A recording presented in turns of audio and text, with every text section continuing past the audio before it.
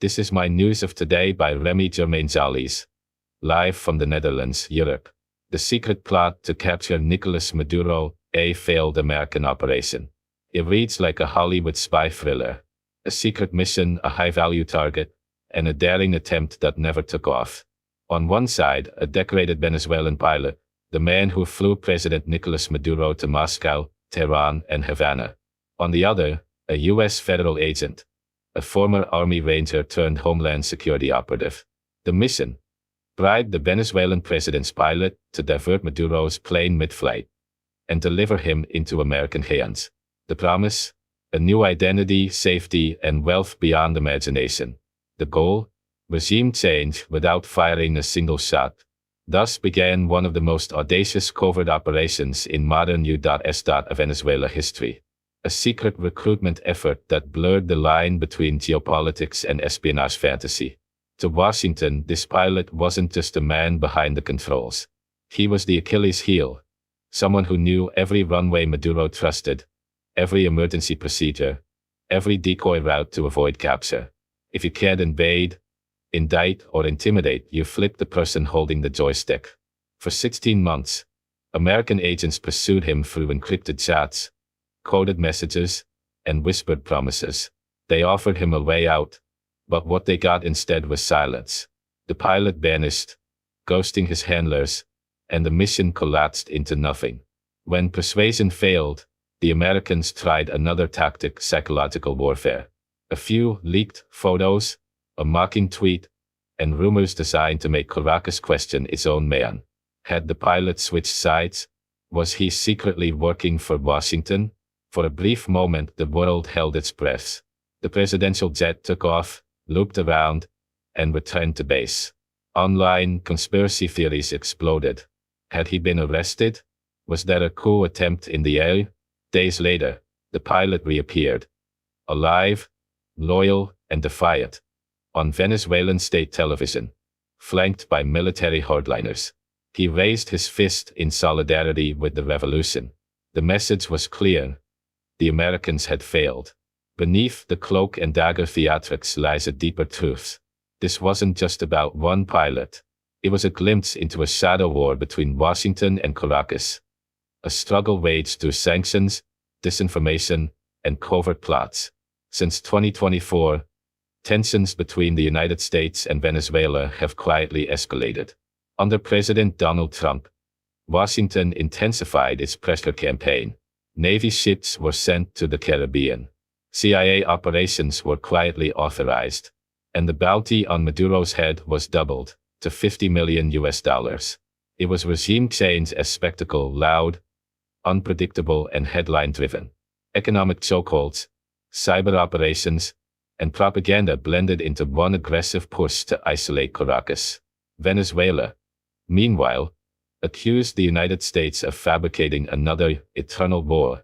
Maduro claimed Washington was inventing a conflict to justify its own aggression, and called for the mobilization of South American nations to resist foreign interference. In the end, no plane was diverted. No coup unfolded at 30,000 feet. Just another covert operation, grounded by reality. But the story isn't over. Iras Venezuela tensions remain high, and the next chapter is already taxiing down the runway. Because in the modern age of politics and espionage, the line between fiction and fact has never been thinner. This is Remy Germain-Zallies, your window into what really matters. My next news for today is Brazil's deadliest police operation, 132 dead in Rio de Janeiro raid. By Remy Germain-Zallies. Now to Brazil, a nation in shock after what's being called the deadliest police operation in its history. More than 130 people have been killed in a massive raid across Rio de Janeiro's favelas. What began as a mission to dismantle one of Brazil's most violent criminal gangs ended in a bloodbath. Among the dead are alleged gang members, but also civilians, men, women, and even young people caught in the crossfire. Drone footage shows rows of bodies at Rio's Medical Legal Institute. Officials claim the operation was a success, that weapons and narcotics were seized. But critics say this was not justice. This was a massacre. The raid targeted the Comando Vermelho or Red Command, one of Brazil's most powerful and feared gangs. They deal in drugs, weapons, and extortion, and their reach extends far beyond Rio, even into parts of the Amazon region. For months, police and military intelligence planned the operation. 2 days ago, over 2,500 officers and soldiers stormed 2 neighborhoods, the Penha and Alameo complexes. The plan was to push the gang into a nearby forested area, where special forces waited in ambush. But the plan fell apart. Gunfire erupted, chaos took over, and by nightfall 132 people were dead. Some were indeed gang operatives, but locals insist that many others were innocent residents, trapped in their homes or on the streets as bullets flew. Families laid bodies out under white sheets.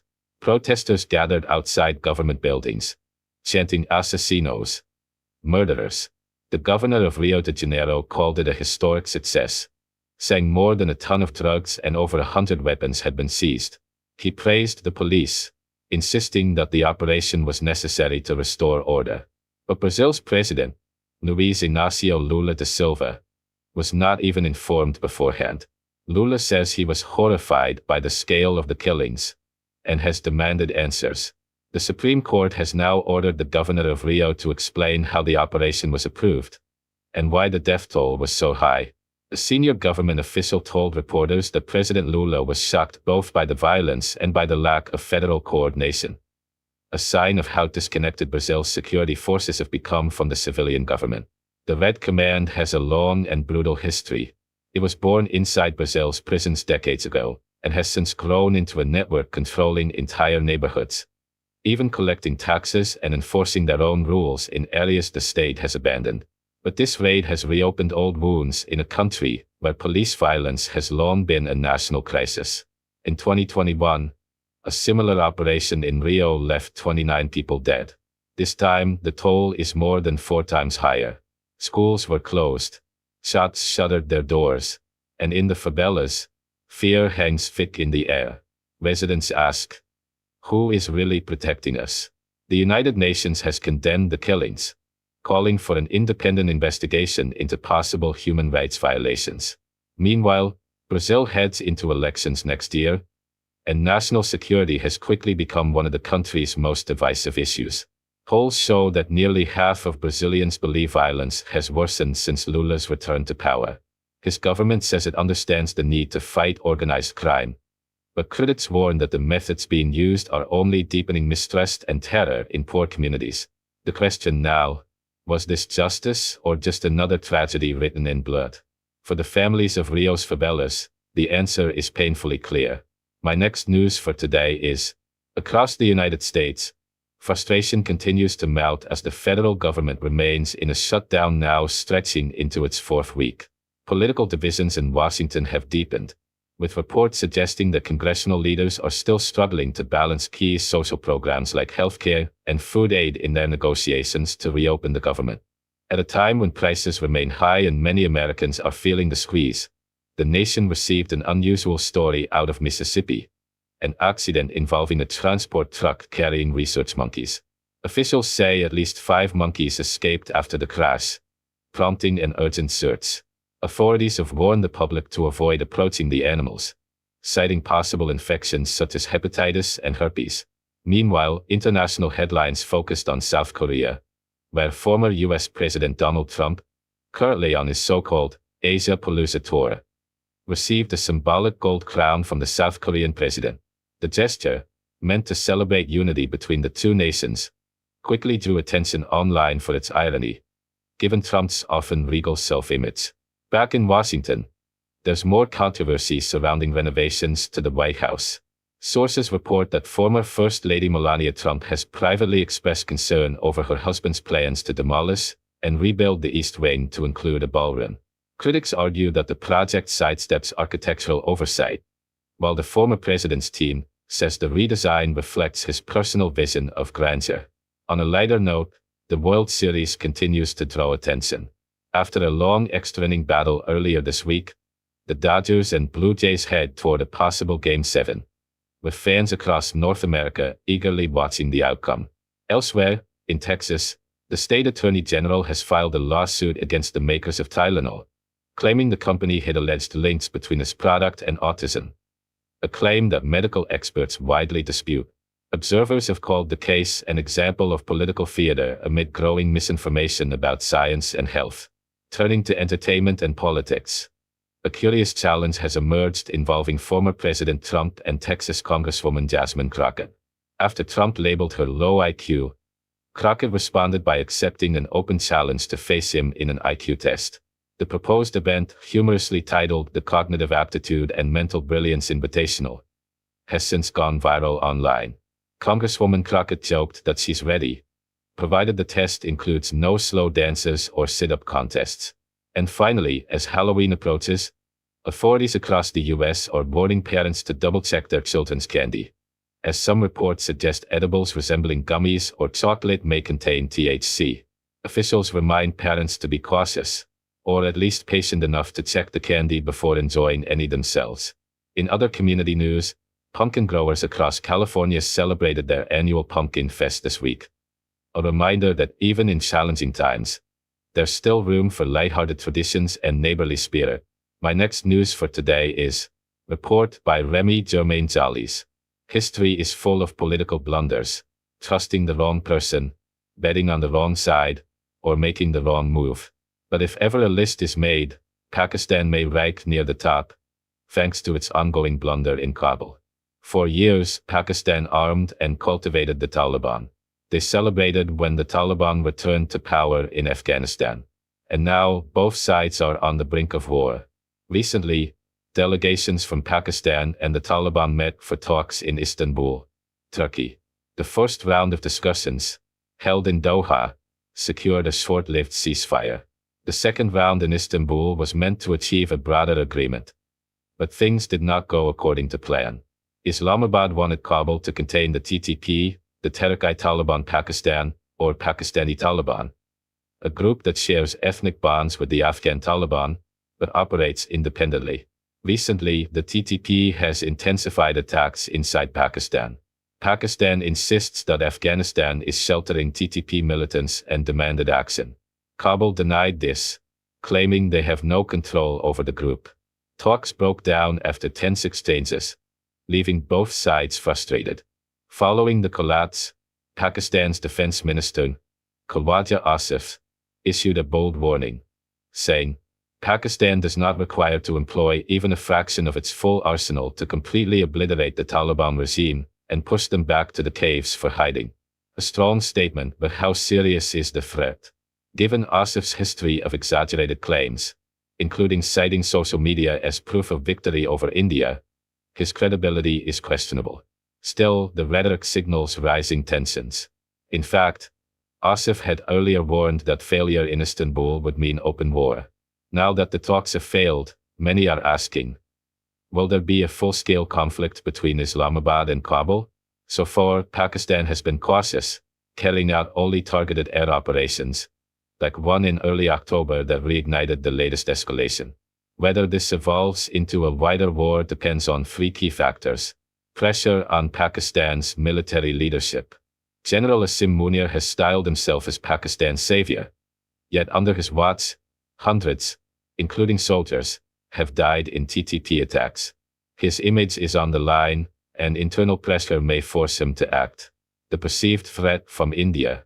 Pakistan's defense minister has accused India of controlling Kabul and using the Taliban to wage a low-intensity war against Pakistan. A baseless claim, but one that fuels paranoia and complicates military calculations. Foreign and political support. Pakistan may seek U.S. weapons or a green light from the UN Security Council before launching any major offensive. However, the West, though no ally of the Taliban, currently views them as the lesser evil in Afghanistan, compared to ISIS. Whether or not war breaks out, one thing is clear. This is a highly volatile period in South Asia, and Pakistan's army cannot afford to appear passive. This story and the fragile peace of the region is far from over. I'm Remy Germain Jallis, bringing you the facts, the latest developments, and the news that gets straight to the point. My next news for today is report by Remy Germain Jallis. Tensions are rising in the Caribbean after a series of U.S. military strikes reportedly destroyed multiple narco-terrorist boats, killing 14 suspected traffickers linked to Venezuela. The operation marks a dramatic escalation in Washington's ongoing effort to curb the flow of narcotics from South America, as the United States increases pressure on President Nicolas Maduro's regime.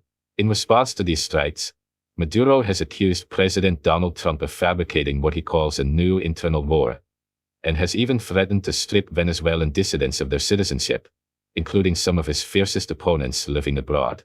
Among them is Daniel DiMartino, a Venezuelan activist and analyst, who argues that the Maduro regime's criminal reach far exceeds that of past Latin American dictators. What Noriega did is a baby in diapers compared to Maduro, DiMartino said. Maduro isn't just a drug trafficker. He collaborates with Hezbollah, Iran, Russia, and China. He funds communist movements in Latin America, including Colombia. What he's doing represents a much larger threat. Since President Trump authorized the crackdown, U.S. forces have carried out 11 maritime strikes, killing 57 suspected traffickers and capturing 3 survivors. Military analysts say such actions suggest the beginning of a broader counter-narcotics campaign in the Caribbean basin. Maduro, however, appears determined to hold his ground. Analysts believe his survival in power depends heavily on drug money, making it unlikely that his government will halt its smuggling operations. DiMartino openly supports the idea of land strikes inside Venezuela, arguing that only direct intervention could end the country's narco-state structure. As long as Maduro remains in power, he said, the drug trafficking will continue. The only solution is to target the regime's leadership directly. Once that happens, his allies will flee to Russia or Cuba, and Venezuela could return to democracy and stability. The crisis in Venezuela has devastated its people. Over 70% of citizens live in poverty, while Maduro's inner circle continues to profit from the drug trade. Supporters of U.S. intervention argue that these operations are in the interest of both the Venezuelan and American people, as they aim to cut off the flow of narcotics poisoning U.S. communities and destabilizing neighboring nations. Meanwhile, Washington's actions have drawn international attention. Among the individuals recently targeted by Maduro's citizenship threats are 20 Venezuelan opposition figures, including the new Nobel Peace Prize winner, Maria Corina Machado, a symbol of resistance to the regime. With US B-1 bombers deployed near Venezuelan waters and a naval armada positioned off the coast, the situation remains extremely tense. As both nations harden their stances, the Caribbean finds itself at the center of a potentially historic confrontation, one that could redefine regional power, security, and democracy for years to come. My next news for today is: tensions are escalating in Venezuela and across the Western Hemisphere as the U.S. government increases pressure on the Maduro regime. Senior members of the House Armed Services Committee, including Congressman Mike Turner, have raised concerns about the ongoing military buildup off the Venezuelan coast, questioning whether the United States might take direct action against drug cartels on land. The Trump administration has made its focus on the drug trade clear, citing the devastating impact it has on everyday Americans. For years, unchecked trafficking from Venezuela has fueled crime, addiction, and violence, prompting Washington to consider a range of responses, both military and legal, to curb the flow of narcotics. Congressman Turner emphasized the need for oversight and transparency. He explained that the Armed Services Committee is receiving classified briefings on U.S. operations in the region, and that there are ongoing questions about the legal authority for these actions. Turner stressed that Congress must be fully informed and involved, noting that some legislators, like Senator Rand Paul, have already raised critical questions regarding the manner in which these operations are being planned and executed. The discussion highlights the tension between executive action and congressional oversight. While the administration focuses on combating the drug trade and safeguarding American citizens, lawmakers are concerned about the legal and ethical framework surrounding potential military strikes or covert operations in Venezuela. Turner noted that tomorrow's classified briefing would address how Congress is being engaged, the legal construct for intervention, and the broader strategic approach toward Venezuela. These briefings are essential, as any military action in the Western Hemisphere carries significant implications for regional security and U.S. foreign policy. Beyond Venezuela, Turner also addressed the domestic impact of the ongoing government shutdown, which has seen 80% of the National Nuclear Security Administration furloughed. He warned that halting the modernization and management of the U.S. nuclear arsenal imperils national security, particularly as countries like China and Russia continue to advance their nuclear programs.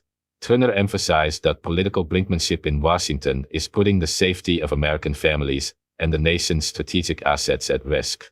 He expressed frustration at partisan politics obstructing essential government functions, highlighting that critical domestic programs, from nuclear security to public safety, are being jeopardized for political theater rather than the national interest.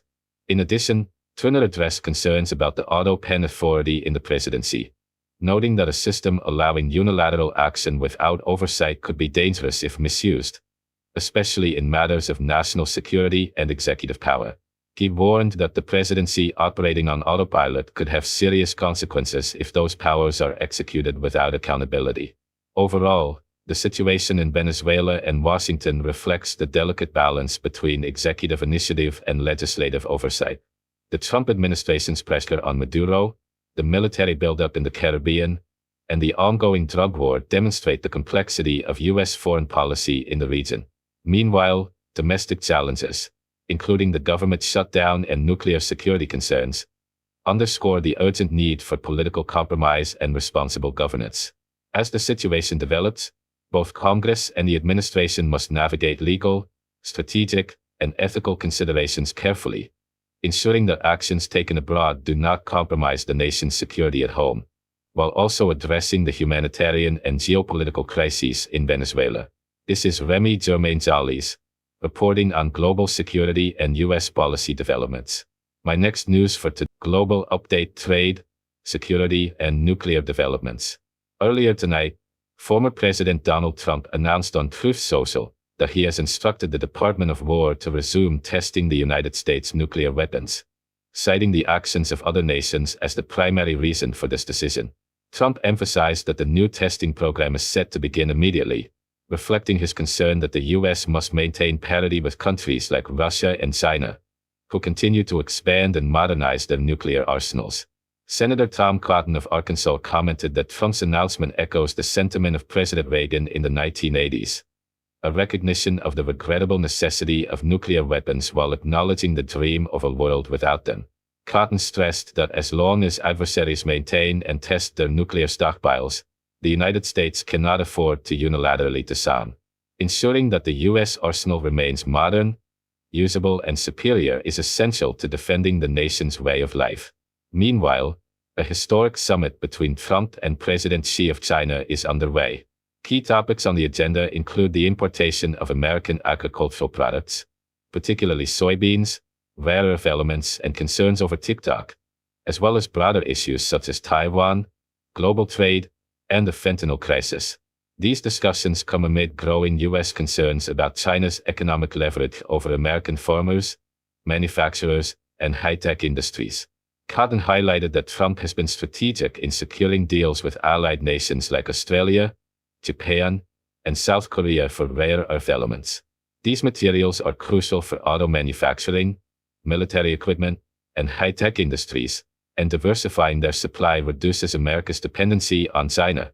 By establishing these alternative supply chains, the administration aims to strengthen negotiating leverage with China while protecting national security and domestic industry.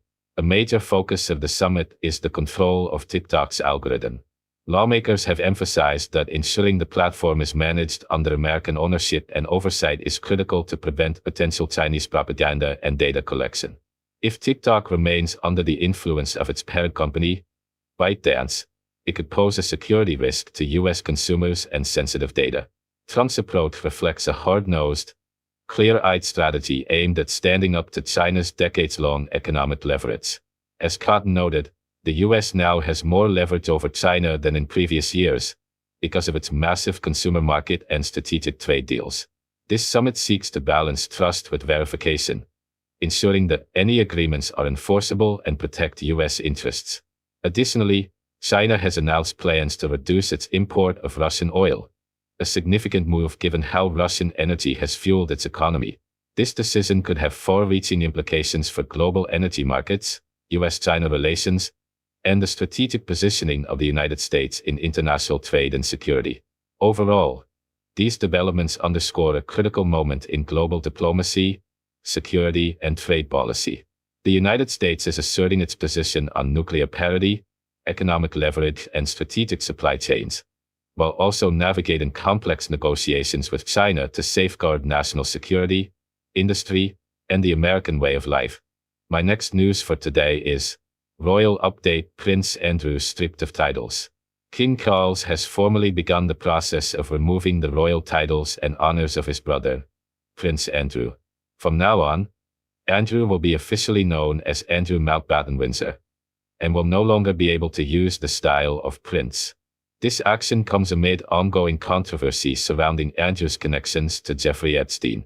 For the first time, this is not a voluntary step by Andrew. It is a formal action initiated by the king, marking a significant shift in the royal family's handling of the situation. In addition to losing his titles, Andrew is being required to vacate the Royal Lodge at Windsor Park, a residence he has historically not paid rent on. He will be relocated to a smaller property on the king's private Sandringham estate, ensuring that no public funds are used in his housing. Royal sources describe this move as a form of domestic exile, removing him from public royal duties while keeping him within secure confines. Andrew's former wife, Sarah Ferguson, the Duchess of York, will make her own living arrangements, though it is expected that she may continue to reside with Andrew. Importantly, their daughters, Princess Beatrice and Princess Eugenie, retain their titles and royal privileges, consistent with established succession practices. Kensington Palace Apartments will also provide accommodation for the daughters as needed. CNN's royal commentator, Sally B. Smith, noted that this move by King Charles is a direct response to public sentiment, which has increasingly demanded accountability. The formal statement from Buckingham Palace now explicitly recognizes the victims and survivors of abuse, a clear acknowledgement that had been lacking in previous responses by Andrew and the royal family. This action also reflects broader concerns within the monarchy about public perception and institutional credibility. Over the past year, multiple media reports and commentary have put pressure on the royal family, including pieces questioning the financing and privileges of senior royals. By taking decisive steps now, King Charles aims to contain the situation and protect the monarchy's reputation, while ensuring Andrew remains under controlled, private supervision. Sandringham Estate, where Andrew will reside, is a secure and secluded location, historically used for other royals in similar circumstances. The king has stated that Andrew will not be responsible for expenses, emphasizing that this arrangement is designed to limit public exposure while maintaining security.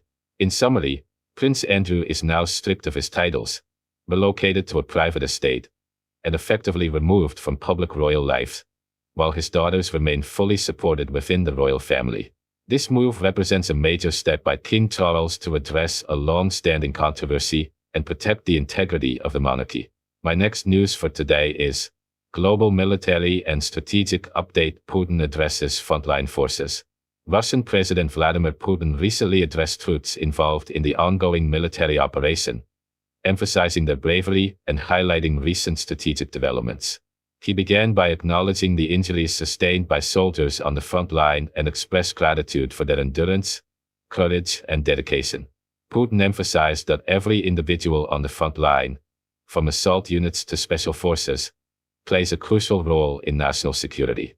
He reported that Russian forces are advancing on multiple fronts, and notably, in the cities of Kansk and Kano, Ukrainian troops had been encircled.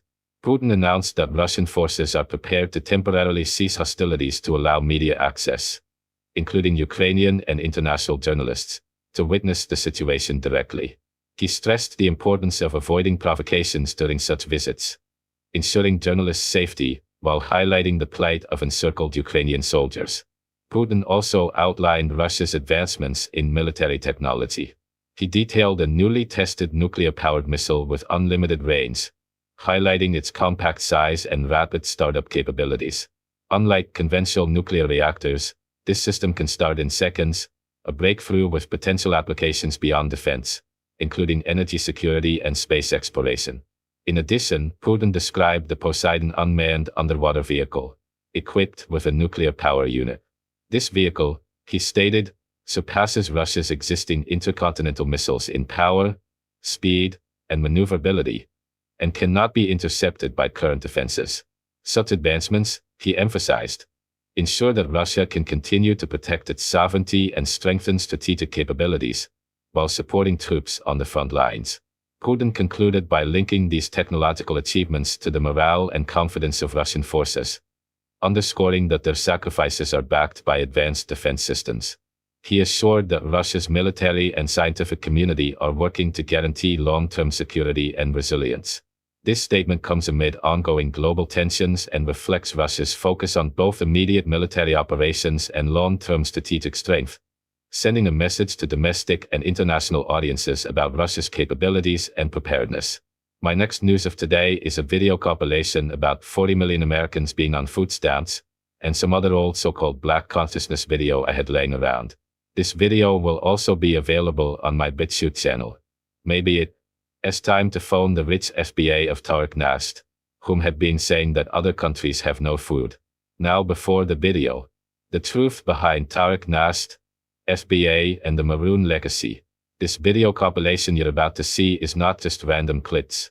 It's a mirror of a mindset that has been growing louder in recent years.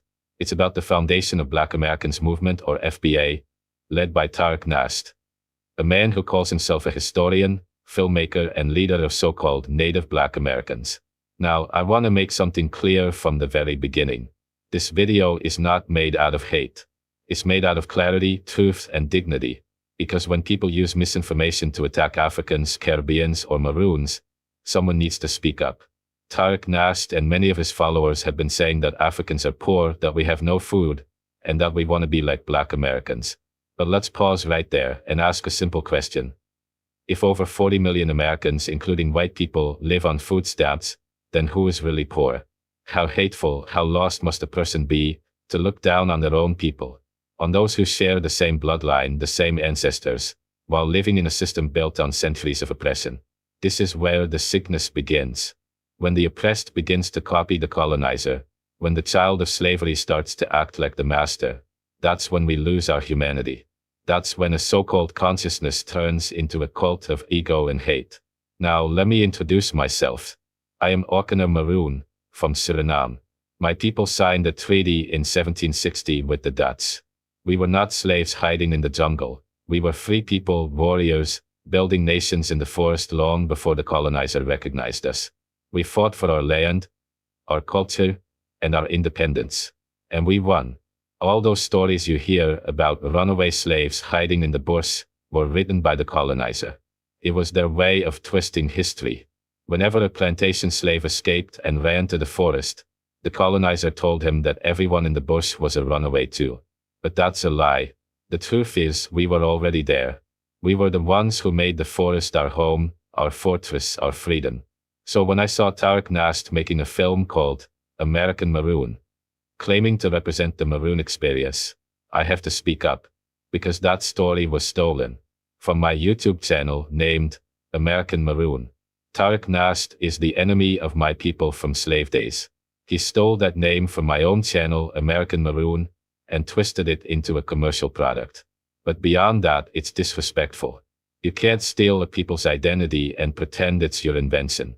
You can't rewrite our struggle to fit your own ego. And that's the bigger problem with movements like FBA. They have become what they claim to hate. They accuse Africans of trying to be like them, while they try to imitate the colonizer's arrogance. They talk about lineage, but they ignore truth. They call others foreigners, but forget that the colonizer, FBA, plantation mother and fathers, are tethers, European immigrants from 200 years ago. Let me tell you something real.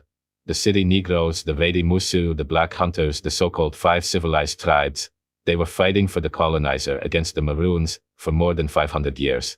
That's the part of history no one wants to talk about. And today, that same mentality lives on. When someone like Tariq Nasr attacks Africans, Haitians, or Caribbeans, he is continuing the colonizer's work. He is dividing what was once united. So no, nobody wants to be a descendant of slaves living in America. We want to be descendants of freedom, of Maroon blood, of resistance. We don't want chains, we want roots. We don't want pity, we want truths. And that's why this video matters. Because when FBA members insult Africa, they are insulting themselves. When they mock poverty, they forget that the poorest people in America still live under the richest flag in the world. When they talk about foreigners, they forget that their own ancestors came from somewhere, Africa just like ours. So this compilation, these clips are a wake-up call. Not to hate back, but to think deeper. To remind the world that Maroon identity is not something you can copy, trademark, or rebrand. It's a living spirit, a spirit of resistance, pride, and survival. And it doesn't come from Hollywood. It comes from history. I am Remy Germain Jollies, Kano or Orkana Maroon from Suriname, born as a Dutch national citizen. And I stand for truth, unity, and respect. You are copying the colonizer. We, Maroons, Kano at least, remember who we truly are. Now let's watch the American poverty dream of the colonizer and their FBA children like Tariq Nast. Also, an old part of the so-called Israelites is being displayed in this compilation video, in the form of Isaac Tazariak, who also hate other so-called black people.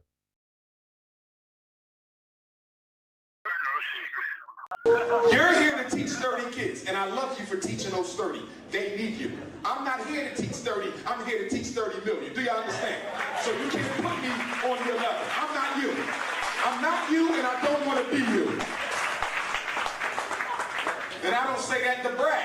That's just the facts. I'm the only school psychologist in the conscious community. That's just the facts. I'm the only certified principal in the conscious community. That's just the facts. I'm the only doctor of clinical psychology amongst the young people in the conscious community. That's just the facts. So when you hear me speak, you're hearing expertise. You're hearing a certain degree of formal learning, either whether it was beneficial or non-beneficial. I'm not one of these people who read 10 books at the local public library and now consider myself a master teacher. Okay? You're dealing with somebody who's credentialed, who knows what he's talking about. I've done 1 million evaluations. I wouldn't dare have a conversation or a debate with somebody who's never done one. I give IQ tests for a living. You've never even seen one, but you want to debate me on it. You don't do special ed evaluations, but you know more about it than me. You've never even done one. That's because in the conscious community, anybody with a webcam and the internet can be a scholar. Every 5 minutes, you get a new scholar popping up on the internet. You know what I mean? You know what I'm saying? Yeah, dog, yeah. They don't understand and understand the consciousness of what we're trying to do here. And that damn Umar Johnson, I'm trying to see him come to my newsfeed. I'm going to have to see this brother. I don't know what's so good about him, man. Why everybody want him all the time? Why he got to get on lectures, man? I got knowledge of self, man. I ain't got to be related to Frederick Douglass and none of that, but Sam. And why is his last name still Johnson? Brother ain't conscious. That's the kind of stuff I got to go through. Amazing.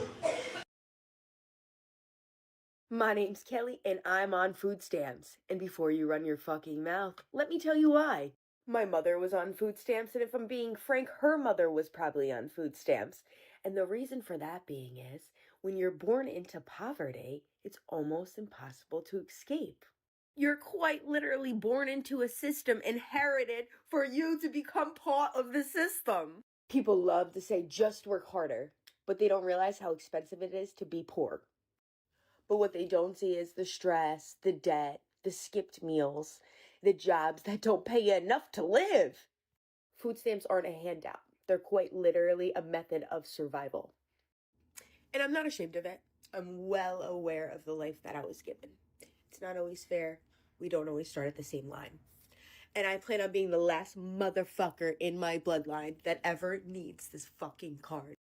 The clock is now ticking on relief for millions of Americans, with the federal food assistance program known as SNAP or food stamps set to pause in just days. President Trump asked about the stalemate overnight. So we're going to get it done. The Democrats have caused the problem on food stamps. While Democrats say they're holding firm on negotiations, wanting concessions from Republicans on health care. Meantime, states taking matters into their own hands. 25 states governed by Democrats are suing the Trump administration to keep the funds flowing, despite the government being shut down. In Florida, Cheyenne Hayworth is rationing food to feed her family for as long as possible. I'm only down to 1 pack of chicken, and I don't even know what I'm going to do for the next months. And as federal employees also worry about the future, overnight, a judge indefinitely barring the Trump administration from firing those employees during the shutdown, as the White House had signaled. But many still on leave or working without pay. An estimated 1.4 million federal workers are now missing paychecks, including the nation's air traffic controllers. The job that we do that already has a stressful day-to-day impact, they shouldn't have to worry about how they're going to pay their bills. The FAA reporting more than 3,000 flight delays, some due to controller shortages. All this as lawmakers on Capitol Hill continue to hold their ground, rejecting the idea of a piecemeal approach. Are you inclined to continue to put up these standalone bills that perhaps pay the military, to pay federal workers, to provide SNAP assistance, or do you think it has to be done all in one fell swoop? That's not the way to approach this. The way to approach this is to reopen the government. And continuing to blame each other for the lack of progress. The Republicans have the House, the Senate, the White House, the president's overseas. As far as I can tell, he has spent 1 hour negotiating with Democrats on this issue. And Vice President J.D. Vance was here on Capitol Hill yesterday, but he did not meet with a single Democrat. Instead, he rallied the Republican troops, telling them to hold firm and not begin any sort of negotiation until the government is back open. Craig? Ryan Noble's force there in Washington. Ryan, thank you. If your food stamps are getting cut off, then you need to see this. This is me literally using the Walmart method for the 8th time this week, and it saved me over $200 on groceries already. For everyone asking what the method is, I pinned a full tutorial on my profile. Go check that out. I hope this helps a lot of people who are trying to stretch what they've got right now.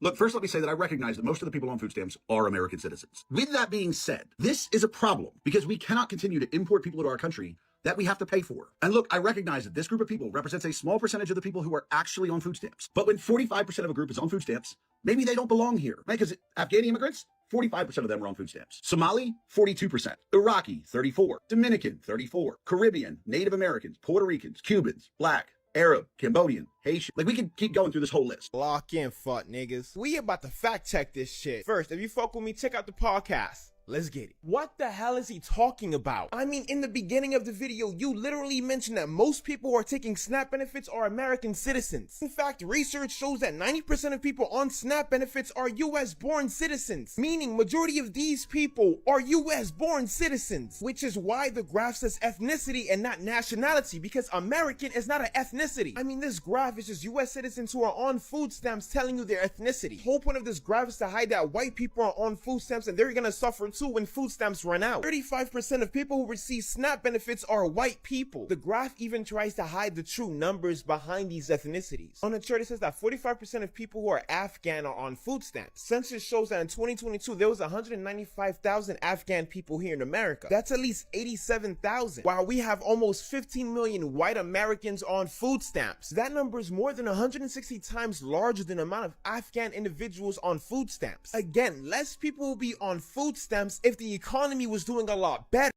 What's up, you guys? It's Teresa Plus 5. I'm back with another video. Ooh, I ain't seen y'all in a long time.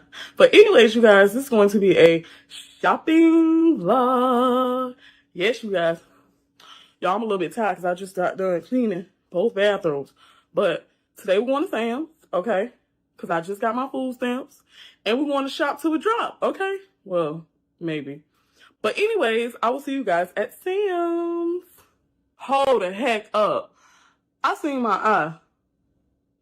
My eye was red. Is my eye red, y'all? Let me see. Yup, it's red. Jill hit me in my eye yesterday, y'all. But at least you can't see it when you looking at me. I got to turn my head so you like, dang. But anyways, you guys, let's get to Sam's. You guys, we have made it in Sam's, and baby, it is busy in here today. I gotta use the bathroom. Okay, so you guys, we're gonna start with the snacks first. We usually end off the video with the snacks, but we're gonna start with the snacks today. So they have the cheeses for $9.42. It's 2 bags in here, y'all. We're not gonna get the Cheez-Its. They have fruit by the foot. They have fruit roll-ups. They have the Ritz Bits 30 pack for $12.98. Tell her, did you want to get those? Oh, we don't eat those enough. What? Oh, the Oreo cookies. But we ain't even tried them yet, though. They're $11.98. We need to now. Oh, what about those over there? These right here, they got the Teddy Grahams, the Oreos, the Ritz, the Nutter Butter. Yeah, we're going to get this one. But I don't see how much it is. Okay, so y'all, here they go. They're $13.98. If I'm going to get these, it has 40 packs. Get this. Oh, wow. Honey wheat twist. Pretzel. The pub mix. They got the skinny popcorn for $15.48. We looking for chips, y'all. Cafe. Okay, here are the chips, y'all. We usually get these because everybody likes these. So we're going to get these again. But I ain't going to get this box. Tyler, come here. I need the buggy. Ah. Okay, so we got the snacks that we're going to get, y'all. You guys, they got red, white, and blue popsicles, the flavor ice for $9.98. And they also got the assorted kinds. So we're going to get these for $9.98. So we're going to get this box right here. Try to get this box. Yeah.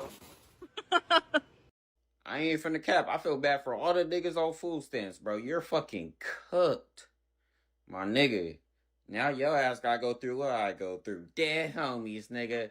I have to pay out my motherfucking pocket, nigga. That shit be killing me. I used to love when grandma be like, you want a little something out the food stamp card? I feel bad for you, grandma. Damn, I know you cook.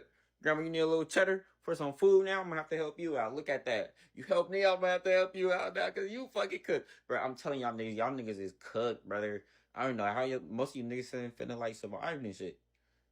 Well, shit, some of you niggas fat as fuck, so some of you niggas finna be like, y'all finna get skinny and shit. That shit crazy, but like, yeah, government down and shit, this shit fucking crazy. Now you niggas gotta live like how I live. Dead homies. Well, first of all, I want to say, by no means is Shaka Upmost a homosexual. If he was, he wouldn't be with me. I wouldn't be with my brother. It is one of the biggest scams targeting seniors in the United States right now. Schemes are growing at an alarming rate. Good morning to you. Investigators say it is one of the most effective scams they've ever seen. What you need to know to protect yourself. I'm Barack Obama, and I approve this message. We give the olive branch. We give the olive branch. What was Dr. York's olive branch? Dr. York is down there with people on compounds. He has children separated from their parents. Look at the psychosis of this now. Younger children staying in these trailers. Parents don't even see their children. I know one of his wives because I'm counseling her right now. You see what I'm saying? Yo, Still. the craziest story that I heard, brother. I'm about to hit it though. Check it. You're going to get back. Go The ahead. craziest fucking story that I heard was that, let's say you go up in the camp. You join the Nuwaubians. I join the Nuwaubians. We got our wives. Dr. York, and these are people telling me that were members of the Nuwaubians. It's true. That Dr. York would take the brother's fucking wife and convince her to have sex with him, and the brother would be sitting back like, yo, what the fuck is that? Dr. York, and these are people telling me that were members of the Nuwaubians. It's true. That Dr. York would take the brother's fucking wife and convince her to have sex with him, and the brother would be sitting back like, yo, what the fuck is that? Now go back. Now go back. Now go back. Because now, Dr. York, I'm telling you, Dr. York is a victim too. Because somebody fucked with him when he was a child. But check this out. Go back to, and this is no disrespect to any one of these brothers, go back to the SETI and Polite debate. The moment that Sodom misinterpreted was put on that screen, right? And he read from the Holy Tabernacle Ministries and Sodom Misinterpreted, where Dr. York used these words in his organizational paperwork and in that book. He said, we do not segregate against gays and homosexuals. Now, he didn't say we didn't discriminate. Discrimination is different than segregation. Y'all remember what segregation was, right? You got a white bathroom over here, colored over here. You got a white, school over here, black. So segregation is when they're separated. Right. So what he was saying was his organization would not separate itself from people who were homosexual or who wanted to be in their midst. Segregation is the word used. And so now go back to, you can go, and this is where you can go online. I did this lecture yesterday, nuwapianism.com. There's a video there, and it's from the documents of the Holy Tabernacle Ministries. They had these concepts called gatekeepers, right? And hormosexuals. This is in their literature. Hormosexuals are men who have male bodies but female spirits. And so when they have sexual engagements between one another, it allegedly, this is his teaching, it heightens the spirituality of the man because he has the nature of a female and a male. And he's heightening his female nature. This is their teachings. That's why I'm telling you the website to go to with the documented videos. The other side of this is the women had male spirits.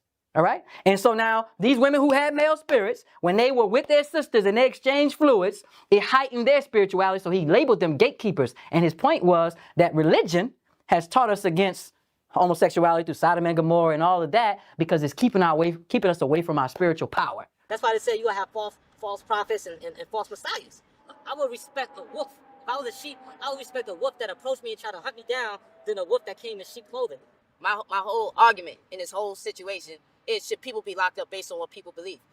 I got the right to be angry. You know why? Because the Lord promises me something different. The Lord promises me that we will lock people up beyond a shadow of a doubt. That's what the Lord promises me. Yeah. But in this case, it was up to 12 people to have that reasonable doubt or not. And those 12 people made the decision. It's not. So what's the point? If you want to fight for it, fight for it for another reason. Don't fight for it because he's innocent of a molesting kid. Let's say he molested 1,000 children. Factually. Okay. Genetic evidence and everything. Things that we don't deny scientifically. And we say, wow, okay, true. If someone was to ask me, would you still worship him as your Most High, acknowledge him as your Most High God? I would have to. I don't identify with everything he does there, much like I believe most Christians don't identify with everything their God does, because it says their God is a jealous God. And some Christians would tell you it's not right to be jealous. And some would tell you that, you know, it shouldn't be vengeful, but in the Bible it tells you the Most High is a vengeful God. And it tells you you shouldn't hate, but it tells you that God loved Jacob and he hated Esau. You know what I'm saying? Yeah. It's the difference between being a proud Nuwabian and saying that he's innocent. Okay, that's two different people. I could be a proud Nuwabian because I was born in Nuwapu, but it's two different kinds of people. Are you got people, Nuwabian, if that's the case? I can be, but how can I be a proud Nuwabian if the Nuwabians are saying that he's innocent and I'm saying that this happened to me? Yeah, so now it is. You see how we sitting down talking? That's. But see, the thing is that, you know, now is my word against the master teacher's word, and whose word is they gonna take? I know one thing the master teacher always taught is that when you're looking at the sides of the truth, there's his side, her side, his or her side versus his or her side. But really, in actuality, it's just the truth. Your side, their side, and just the truth. There's only one truth. Well, first of all, I want to say, by no means is Shaka Utmost a homosexual. If he was, he wouldn't be with me. I wouldn't be with my brother. The views go 5, 6, 7, 8,000 views, right? Because we know when the Hebrews are the scene, people want to know what they're talking about, right? That's right. So I said, you know what? Let me use this media to promote this event, what we're doing tonight. So in the last minute, when I went to Sanetta's house, he said, hey, we're going to Shaka's house, right? So I said, you know what? And something told me, the Holy Spirit told me, you should maybe go up there. But I'm glad I did. I want to tell you why. So when I was coming up the stairs, Sanetta, God, my witness, he said, yo, when you go upstairs to Shaka's apartment, you might see a homo come out the room. Sanetta, God, my witness, he said, yo, when you go upstairs to Shaka's apartment, you might see a homo come out the room. The Most High is my witness. You might see a homo come out the room. A homo come out the room. A homo come out the room. That day, check this out. That day, I called Sanetta. I said, yo, Sanetta, straight up, Sanetta. Yo, what you told me on when we was coming out? Yo, I gotta go. I gotta talk to you later. I've been calling him. I called Shaka. Left the message. Hey, yo, Shaka, Sanetta told me that you are homosexual. What's up with that? Call me back, yo. We gotta talk about this. I haven't heard nothing from that brother yet. You might see a homo come out the room. A homo come out the room. A homo come out the room. We ain't really let it die, Si. You know what I mean? We still out here pushing it. We will continue to push it regardless of what the naysayers say. Like that homo that said that I can't speak about this situation with Africa Bambaataa. What mind boggles me about what the brother said was that he's on tape saying, if you want to be a homosexual, then be one. I saw him on the tape. This was Shaka. It was Shaka, Polite, Reggie, Sanetta. Shaka, Polite, Reggie, and Sanetta was on the camera. And when they was on the camera, they said to the brother They was talking about homosexuality, and he said, if you want to be a homosexual, then be one. That's what he said. That's why he wasn't out here with Africa Bambaataa, because he would be a walking contradiction. Diction. You might see a homo come out the room. A homo come out the room. A homo come out the room. I had to do this for my brothers, man, as an endorsement for my brothers. Oh God, soul of mine, and Sister Renee. I endorse In the Black Radio. You want to know why? Because I appreciate real people. I don't like fakers and haters. And I'm telling you, these brothers are not fakers and haters, but these brothers are serving the community. How? How, Seti? You want to know how? By exposing niggas that are frauds. Bingo. You can't teach people the truth and then out the back door rob them blind. And because you taught them some truth, that'd be okay for you to steal and rob people blind, bro. That makes you worse. Because it lets us know that your agenda was that from the start. So you want to know what the brothers in the black do? They create consciousness.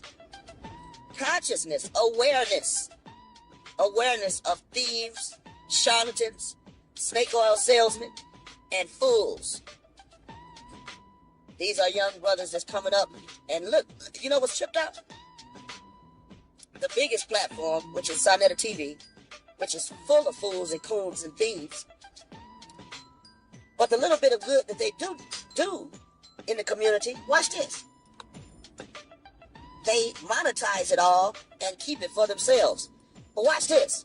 Wouldn't it be the job of an elder that owns a major media platform to teach the young and up-and-coming brothers how to get, out on certain outlets in the media and rub shoulders with certain people? Ain't that what you're supposed to be doing? Sarnetta, you coon? Instead of spending every day trying to denigrate these brothers, why won't you help to teach them? Why won't you share some of your crap that you done bled out of the people? Why won't you share it and teach? Maybe because your Dominican belly's too greedy, huh? Maybe it's because you only want all of the kudos for any amount of truth that comes to the community, huh? Yeah. And why is it that you're so threatened by these brothers? They're younger than me. Younger than me. But that's just a pure sign, to let you know something's wrong with you. You feel threatened by brothers that are younger, brothers that only been in the game for a few minutes.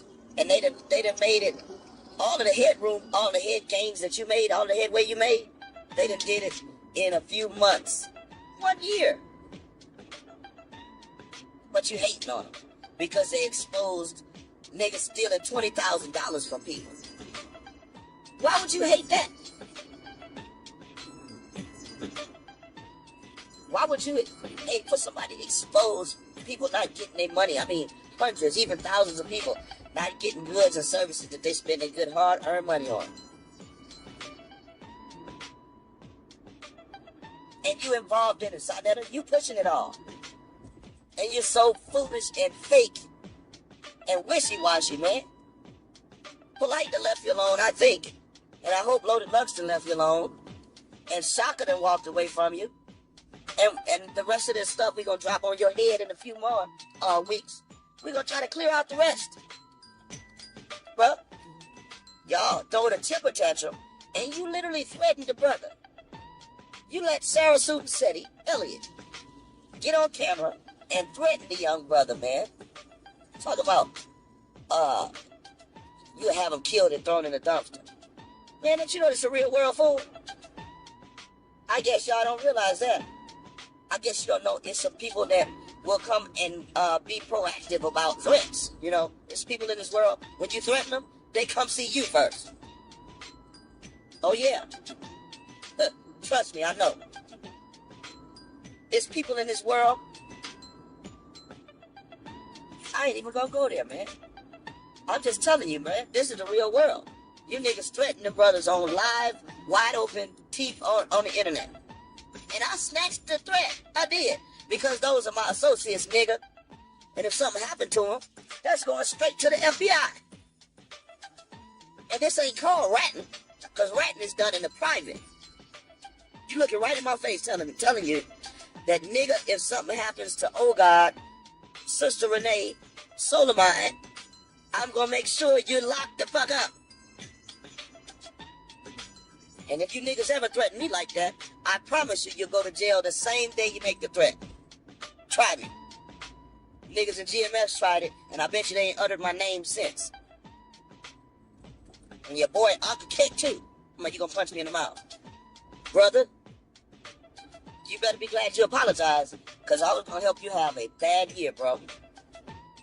Y'all tripping. Y'all going too far. I'ma just tell you, man.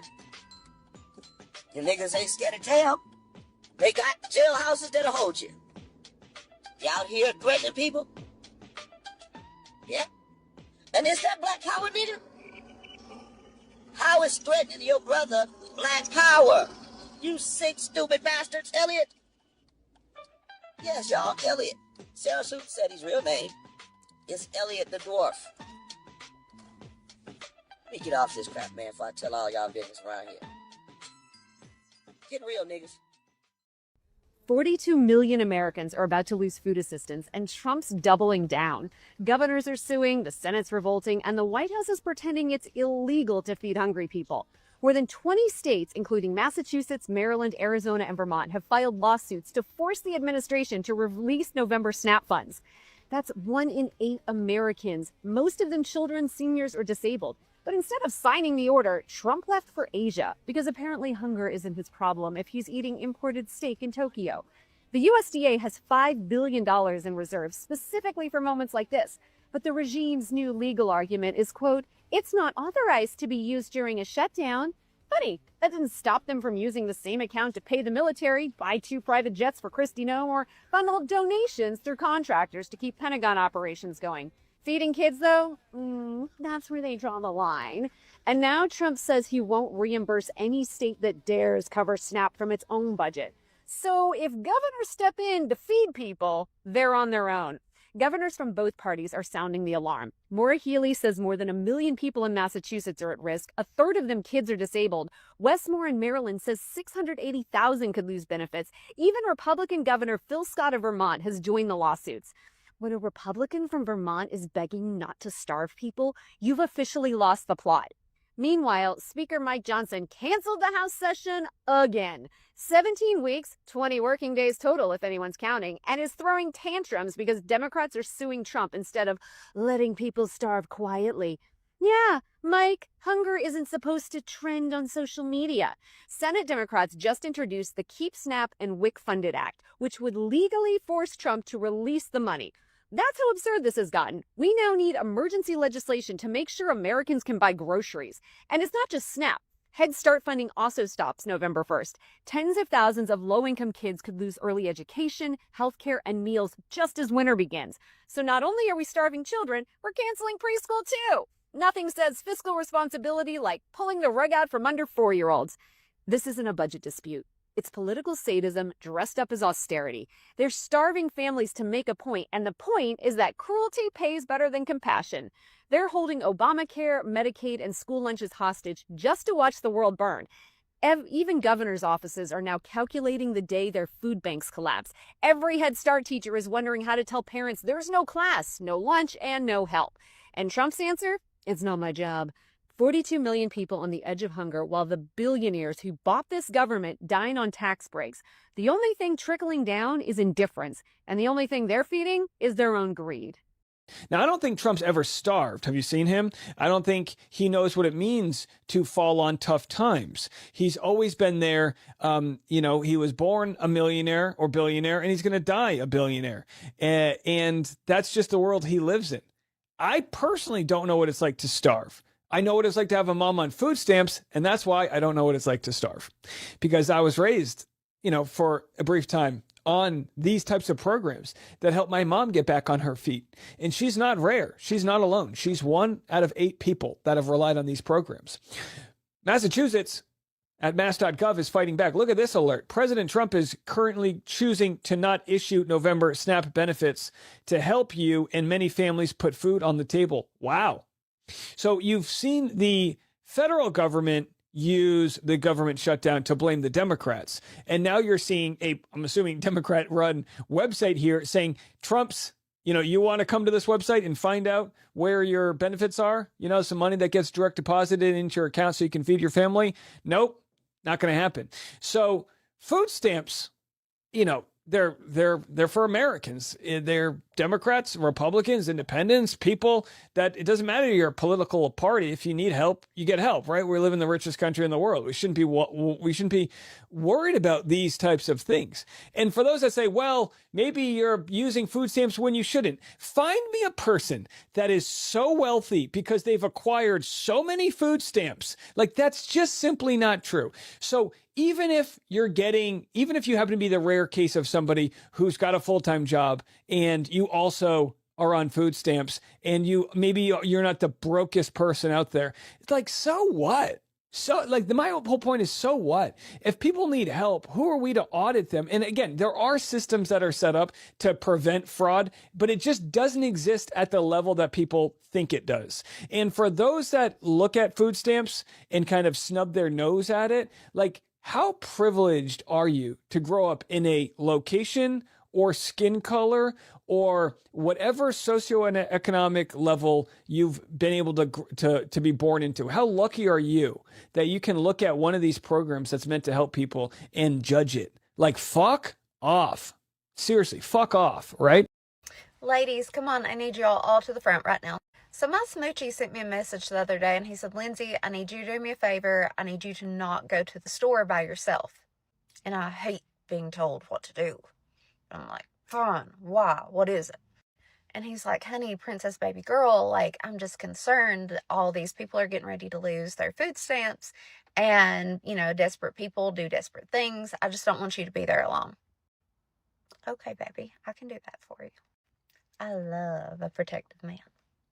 But anyway, he brought up a good point, and I ain't fixing to die over no damn groceries. And little baby Jesus, I'm gonna need you to turn around for this, okay? He even went a step further and got me this pink bedazzled taser. And I come from the hills and hollers of East Kentucky. You know that movie, The Hills Have Eyes? Yeah, that's basically where I'm from. So I ain't scared of nothing. And I might just zap somebody just because, this thing's cool as hell. Not really. Like if somebody come up to me and was like, hey, I'm hungry, I'd be like, okay, follow me to McDonald's and I'll get you anything you want off that dollar menu, honey. Like, just come along. Come on. I can't believe that we're living in the real life fucking Hunger Games right now. Sorry. If you do have to go to the store, don't go alone. Try to at least link up with a couple of friends. Everybody go together, stay in groups. Don't go at night. Go early because people that would rob you for food are probably still in bed in the early hours. Anyway, stay safe out there, everybody. Jesus loves you and I'm trying. Over 40 million Americans are about to lose food assistance. That means millions could wake up next week with no money for food. According to ABC News, this isn't speculation. It's what happens when the government runs out of money. The shutdown has now entered its fourth week. More than 500,000 federal workers have already missed their first full paycheck. Another 700,000 are expected to join them in the coming days. No pay, no benefits, no safety net. And now the SNAP program, the one that helps families buy food, is about to run dry. Starting November 1st, millions will swipe their cards and find nothing left. Food banks are already overwhelmed. Lines stretch for blocks, shelves empty before noon. Volunteers say they've never seen anything like it. One worker put it bluntly, this isn't a food shortage, it's a moral one. Experts are calling it the worst hunger catastrophe since the Great Depression. And still, in Washington, Congress keeps arguing while collecting paychecks. They talk about numbers on paper while families are counting the meals they can't afford. Tell y'all straight up like this. Okay. I just got that text that the link is definitely cut the fuck off for November. Sure Y'all is. better stay the fuck out of my way in these stores. I'm walking out with cards and I'm not paying for shit. Trump, if you won't, You think so? start looting. Oh, it's gonna happen. Before my kids Trump, broke his of course. bitch like Jack. Who the fuck is Jack? I'm gonna be stealing it ain't no tomorrow. I am going to go in that store, For sure. get everything I get regularly. I'm going to bag my shit up, swipe my link card, food that bitch say ain't no pending balance on there. I'm going to walk the fuck out. And I'm going to have one of my cousins with me that'll punch your ass so hard you think a Jet 2 holiday hit your bitch ass. Assault. And you think I ain't finna walk out that store. And please follow me to that motherfucking car. If you feeling motherfucking froggy, bitch, you ain't gonna make it back to your motherfucking position at that fucking Walmart store. I'm telling you. You want to take some lean? I don't be taking shit already. I got an idea. How about you go get a fucking job so that your babies don't end up growing up without their mother? Because what the fuck do you think's gonna happen to your kids when you go to jail? Also, one more thing that I noticed. All these people that are on here complaining about the food stamps and the EBTs, they're all blaming Trump. I've yet to see a single one of them blame the Democrats. I find it funny how all these people who rely on the system are the ones who are pointing their fingers in the wrong direction. Don't you? There are 42 million people in this country that need food stamps on a weekly basis. And we're saying people deliberately instead of Americans because most of the people that are on food stamps aren't even from this country. 45% of Afghanistan immigrants are on food stamps. 42% of Somali immigrants, 34% of every immigrant from Iraq, 23% of Haitians, 59% of all illegal aliens are collecting food stamps, meaning that most of the people getting food stamps from the U.S. government and the U.S. taxpayer are not even Americans. Think about that.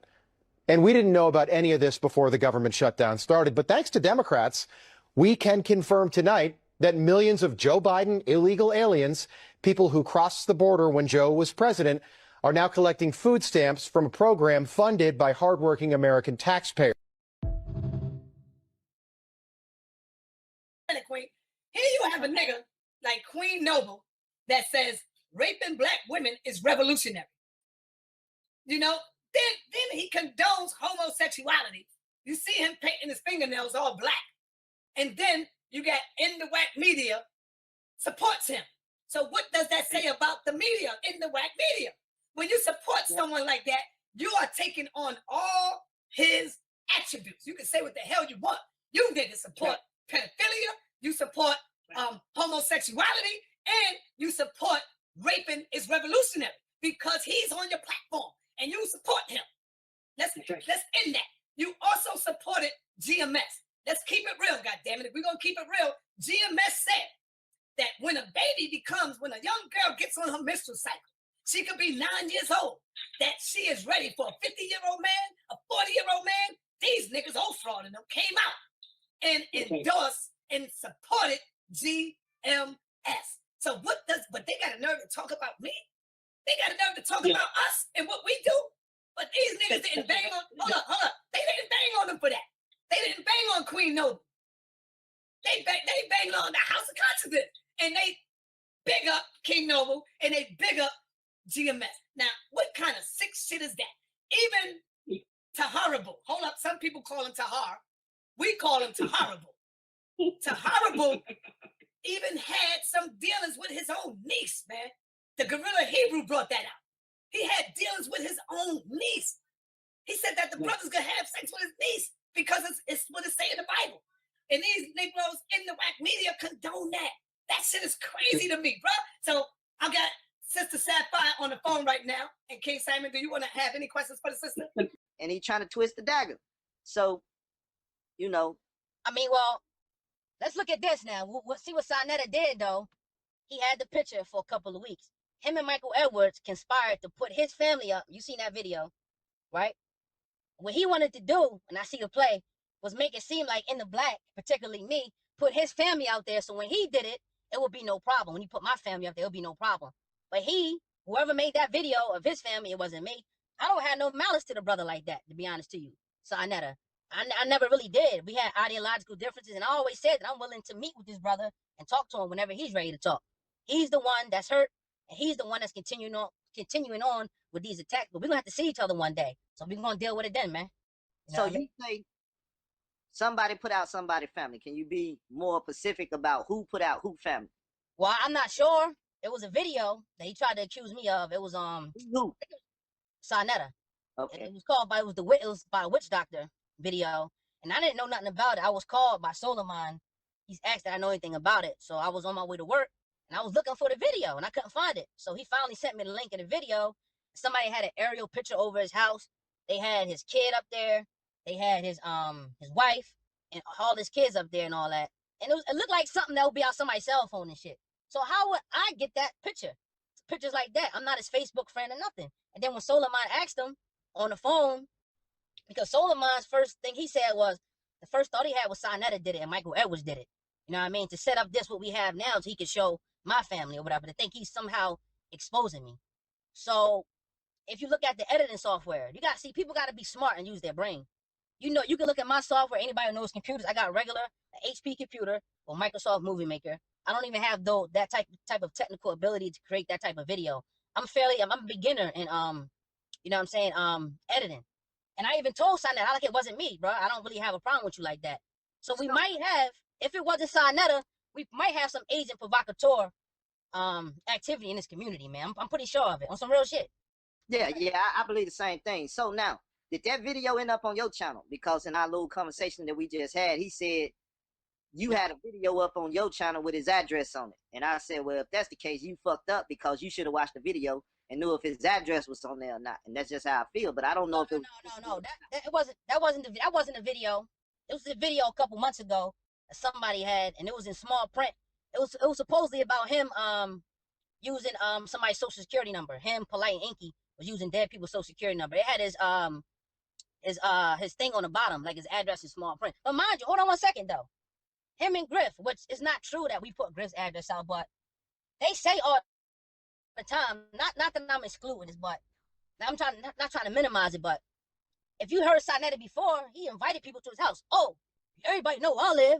It ain't no secret. Same thing with Griff. I can find recordings of Griff saying, well, I live in Atlanta, this here, Peachtree this, come and get me. So what's the problem? If you're a public figure, you know what I'm saying? People can find you if they know your name. That's public record, and it's not illegal to put somebody's address up. But I never put Sarnetta's address up intentionally.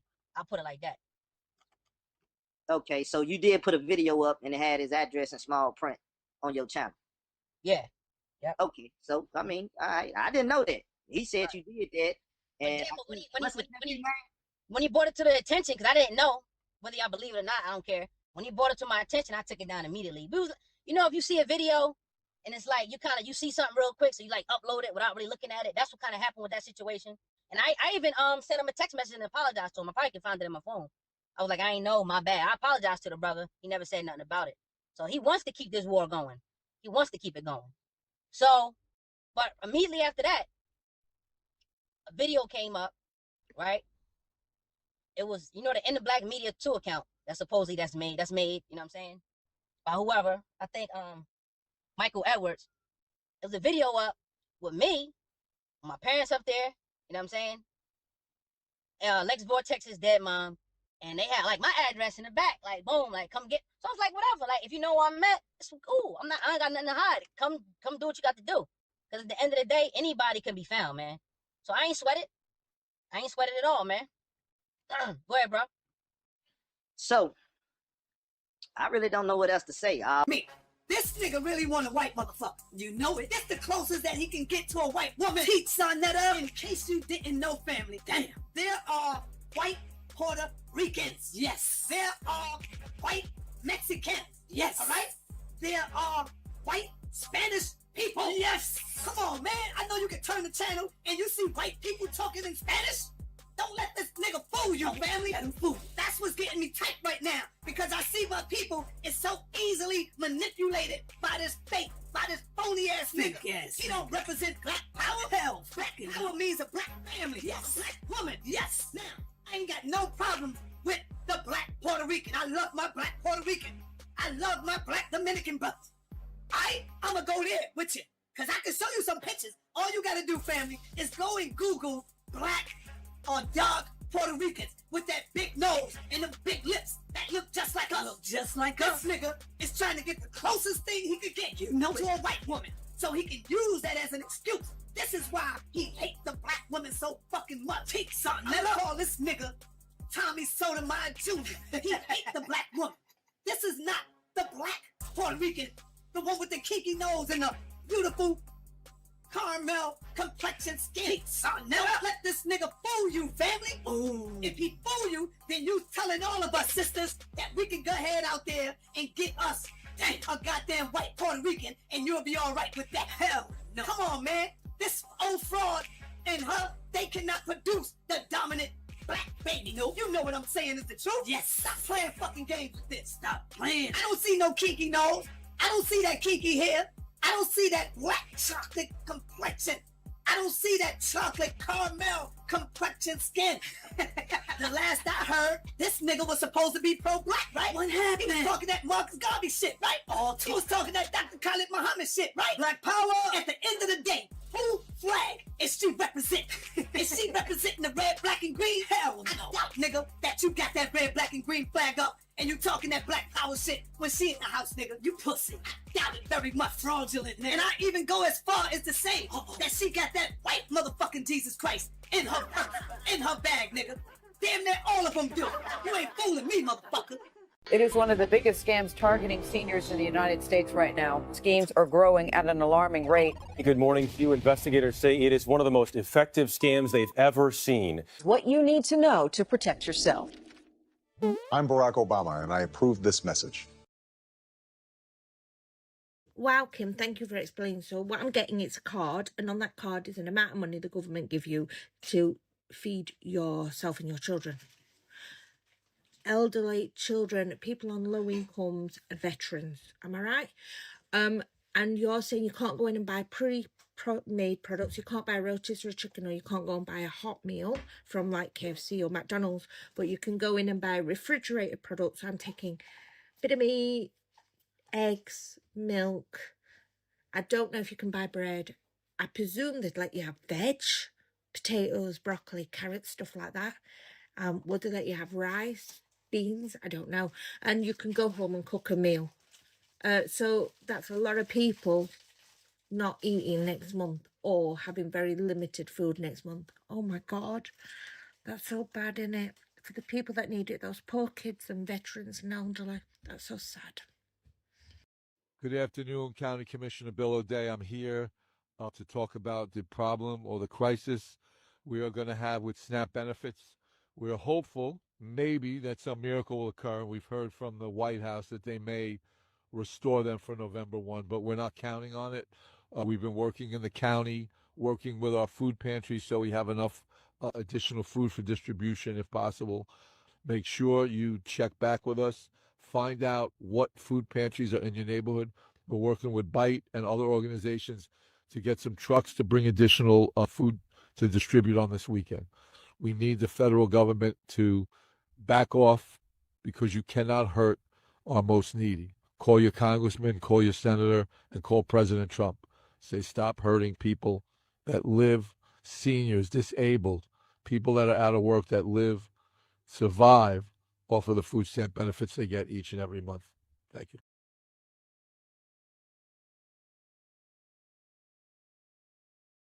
That's fucked up, Donald Trump, man. He ain't right, man. He cut the food stamps off. That was wrong, man.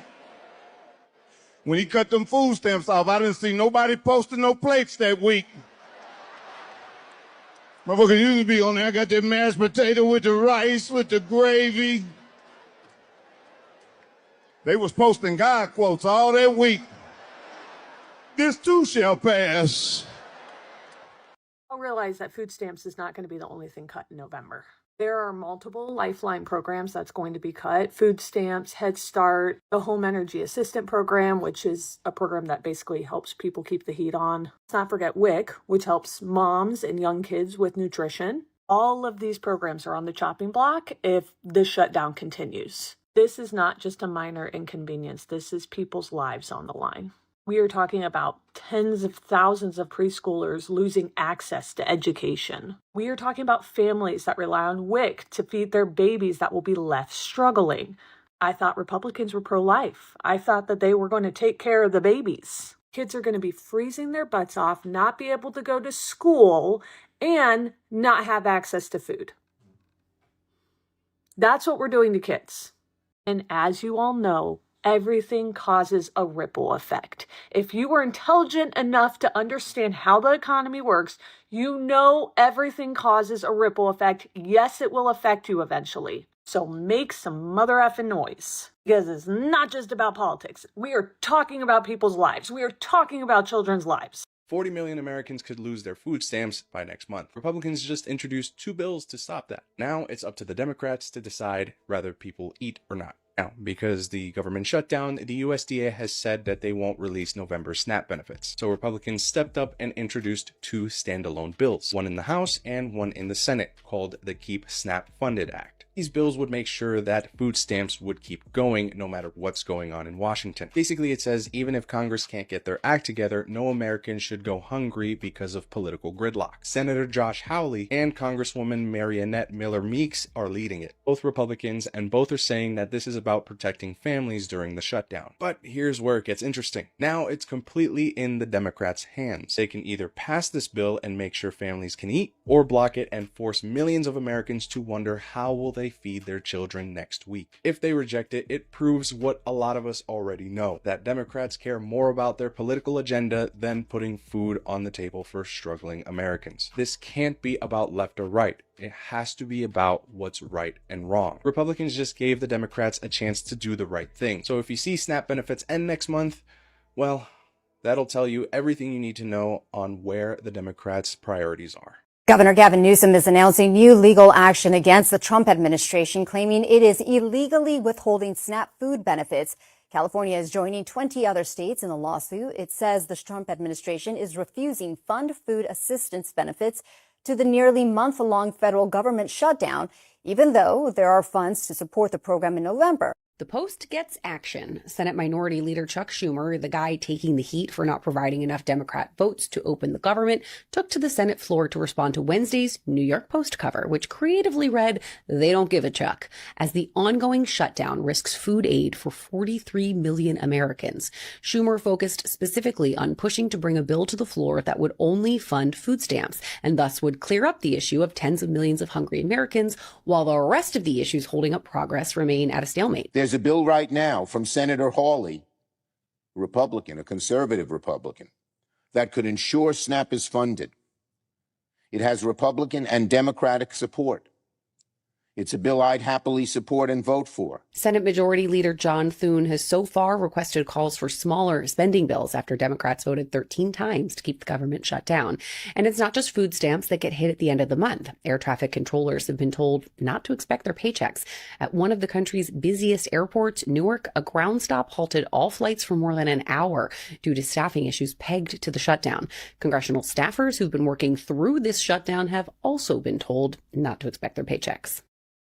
In 9 months, we've lifted over 600,000 Americans off food stamps. Wages for workers are rising. Energy prices are down. Gasoline prices are down. Grocery prices are down. Mortgage rates are down, despite the fact that we have an incompetent head of the Fed. He's incompetent. Test a number of things.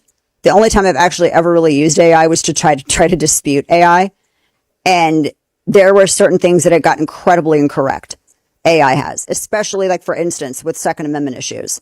I've been poring over crime statistics, measuring different European nations. I have a debate coming up compared to that of the United States. And because certain countries actually underreport their murders, and homicide and murder are categorized and collected differently, because homicide generally as a total also includes justifiable homicides, which is why the homicide rate always looks way higher. And there's no differentiation of that, especially in certain nations. And for instance, England and Wales only consider, they only count their cases if the suspect involved in said case is prosecuted.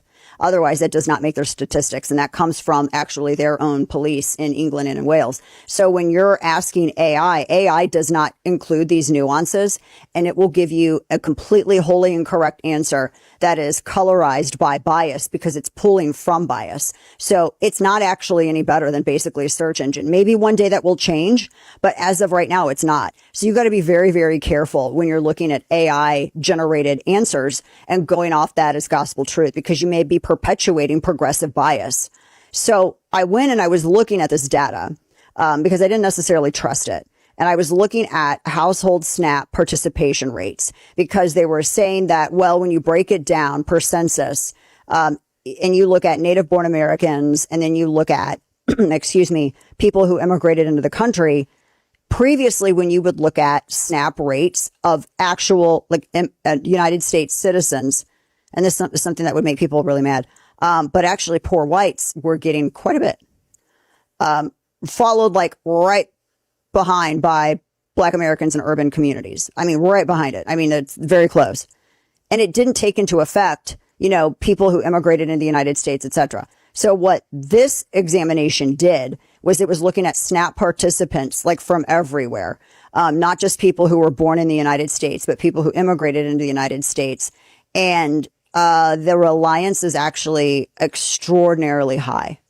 All Family Pharmacy is a family-owned business dedicated to helping you get the medications that you need when you need them the most. With over 200 essential medications, including antibiotics, antivirals, ivermectin, emergency kits, and so much more, they have you covered for everything from daily prescriptions to even biohacking support. Right now, they've lowered prices on ivermectin and mebendazole by up to 25%, starting at just $2 a capsule. Plus, save an extra 10% using code DANA10.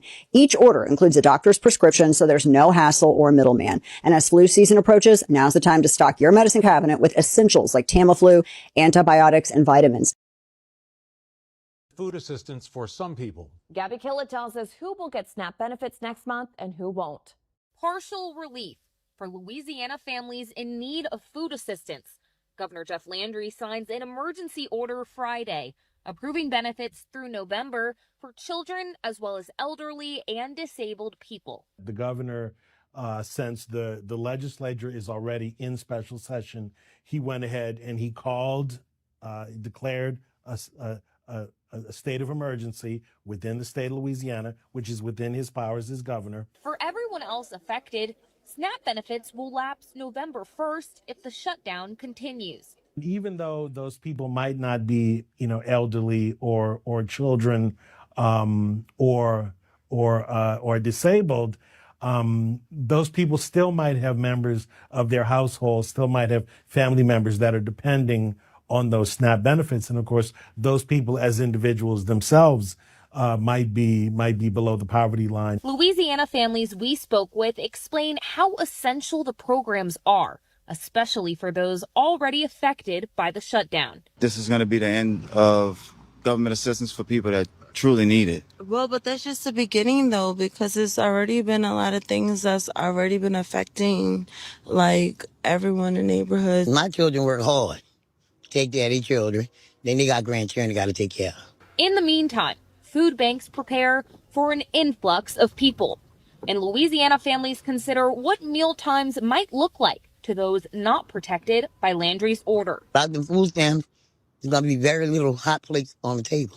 When they go away, it's going to be a lot of turmoil for people that don't have money to feed themselves. I mean, and then looking for a job. The economy is so bad right now when it comes to finding work. Collins says Landry will need to ask for additional legislative approval for the programs if the federal shutdown extends past November. And Governor Landry says the emergency stopgap will be paid out of the state's emergency funds. Girl, how you get food stamps? I wish I get food stamps. Bitch, you better start lying. This right here is exactly what's wrong with social media today. Social media is just a cesspool of people out here bragging. Yes, I said bragging about how they scammed the system and stole your taxpayer dollars. And the best part, they thought that there would be no consequences. The woman that we're discussing today goes by the name of Koya on TikTok. This woman got on TikTok and openly admitted to lying her way into thousands of dollars worth of welfare benefits. We're talking about hundreds of dollars in food stamps every single month when she is a single, able-bodied woman just simply unwilling to spend her own money on the food that she's eating. But guess what? It blew up in her face. So this entire situation unfolded back on the 1st of May when Koya decided to post this video on her TikTok. Maybe when people be like, girl, how you get food stamps? I wish I get food stamps. Bitch, you better start lying. Bitch, that lady called me and said, ma'am, I said, yes, ma'am. She'll say, what's your address? I said, ma'am, I don't have no address. I've been homeless for 3, 4, 5 months. I have nothing. My family won't let me stay with them, ma'am. I'm starving. While I'm kicked back in a motherfucking 3-bedroom and everything. Living lovely. Then she gonna say, That's right. You didn't mishear her. She said that she straight up lied and said she didn't have a home when she is literally living in a 3-bedroom and she is a single woman. She is a single, able-bodied woman living in a 3-bedroom, and she is telling a welfare caseworker that she has no place to live. And she's telling us all about it on social media because she thought that, I don't know, she was untouchable, but she sure wasn't. hey, man, what's your job? I don't say, ma'am, they won't hire me anywhere. I don't have no job. I've been putting application after application. It's just like nothing work. Yeah, that lady was on the phone. She said, ma'am, I'm so sorry for all of this that you're going through. She said, we just shipped your card out. You should have about $1,000 on your card from last month and this month, and your balance and your payment every month is gonna be $300. And bitch, I was like, thank you so much, ma'am. Like, you just don't understand how hungry I've been. Let me tell y'all. Look at her face. Let me tell y'all something. Let me tell y'all something. This was wrong with y'all. I know y'all mama ain't tell y'all. Bitch, you don't gotta tell everybody the motherfucking truth. Maybe when people be like, girl, how you get food stamps? I wish I get food stamps. Bitch, you better start lying. She's here on TikTok to educate all of us and let us know you don't have to tell the truth. You could just lie. You can lie and get money from the government. So that is the video that was the powder keg to this entire. Pussy hole, come out, look. Get on your knee, let me put the cow off in your throat. Pussy hole, let me see you drop it to the floor. I'm real freak, I'm finna jump off the fucking door. Nothing beats a Jet2 holiday. And right now, you can. Trump has cut my food stamps from $2,800 down to $350. Now, what am I supposed to do?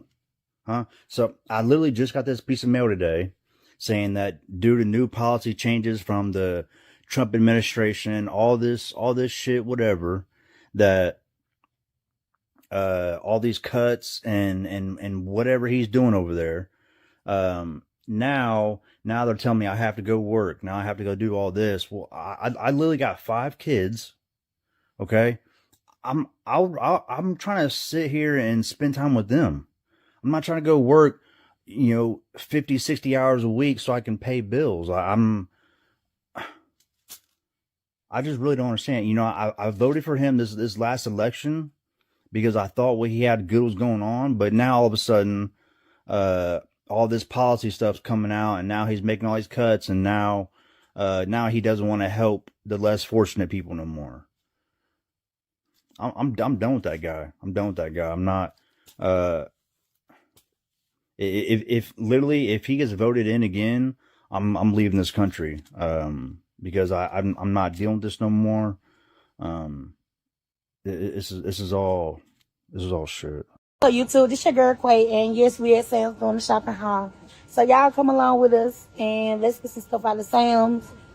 I'm really just gonna be a very short video, just a little tic-tac, boom bam, you feel me? But yeah, y'all, let's get into it. They got some animal crackers for $8.98, so we just gonna grab one of these. So yeah, my kids like Nutriment bars, so they for a box of 30 seeds for $9.98. So we gonna grab that. We gonna put it on. So yeah, we already started shopping. So we got some chips, some blow pop for the kids, some little bites, some hot chips, some fruit snacks, some gushers, some powdered donuts, oatmeal pies, some honey buns, and yeah. So let's get into the crunch here. A box of 2 bags of 49 ounces for $7.98. So we're gonna grab one of those, and they got frosted flakes for $7.88. And we're gonna grab one of those. Let's go down the season aisle. So at Sam's, I come here and I get the big old seasoning salt. So I'm gonna grab one of those, and it is for $6.68, which is a good price. And yeah, let's see what else we need.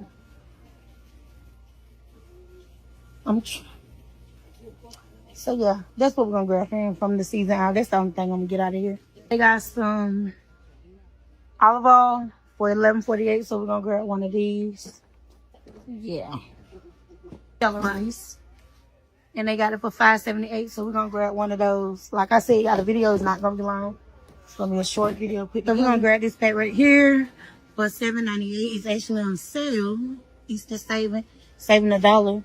So we're gonna grab one of these with sweet ketchup, mustard, and sweet relish. Get some of this ranch right here for $12.48, and that's the Hidden Valley for $12.48, 2 packs. Yeah. So they got the Velveeta macaroni and cheese, shell macaroni and cheese for $14.98. I usually don't buy these, but I ran out of macaroni and cheese, and I went to my sister's house and got this. And she had it, and it tastes pretty good, so I'm gonna grab a case of those. The twins like the raviolis, so we're gonna grab 2 cases of those for the twins. So they got spaghetti noodles, $5.48 for 6 packs of spaghetti noodles. So we're gonna go with those. Some of this regular spaghetti sauce, we're gonna grab one of these. It's a 3-pack for $8.98. So yeah, that's a steal. People use one of these mashed potatoes. I don't know how much it is quite yet. I'm gonna grab 2 boxes of these because we go through mashed potato like it ain't nothing. And we're gonna get 2 cases of these. I don't know how much it is, but we're gonna get a case of these green beans. We're gonna be 8 cans in a pack. So we're gonna get 2 of these. I'm gonna grab one to serve, and the serve running for $6.78. So we're gonna get one of those. $6.78. We're gonna get one of these. We're gonna just the marshmallow y'all for $7.98. So yeah, so I'm gonna get a box of those. So we're gonna grab a box of Fruit Pebbles for $6.48. And a box of Fruit Loops for $8.58. Captain Crunch Berries for $5.98. Liquor Trunk for $7.88. We're gonna grab 1 box of each. So we're gonna have for the Go-Gurt, the kids love these. And the peaches, they right there together. So we're gonna get a box of those for $10.98. And we're gonna get the Go-Gurts for $15.98. We're gonna get 1 of each, y'all. We're gonna get the tarts for $9.98. To make the J's do the jump, man, Kano. You got to know this the remix right here. Yeah, hustle, baby, it's the Kings right here. You got to know we got the package extra sloppy. Don't I love my vegetables, extra cheese and broccoli? Don't John lay like to kick it like karate? Don't I be with J Money serving everybody? Ain't we up in Magic City throwing up the bracket? Ain't me until take it off like a racket? Ain't my money long. Ain't still putting on. Ain't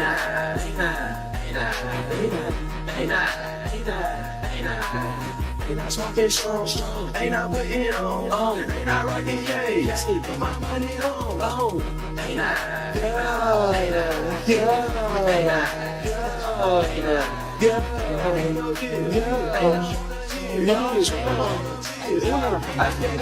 Am I real so big? Let's go to Costco, family of 6 that receives food stamps. Did you grab the keys out of the car? Working the time. We're gonna look for trash cans because mine broke and I really want the side-by-side ones. So let's go see if they have them.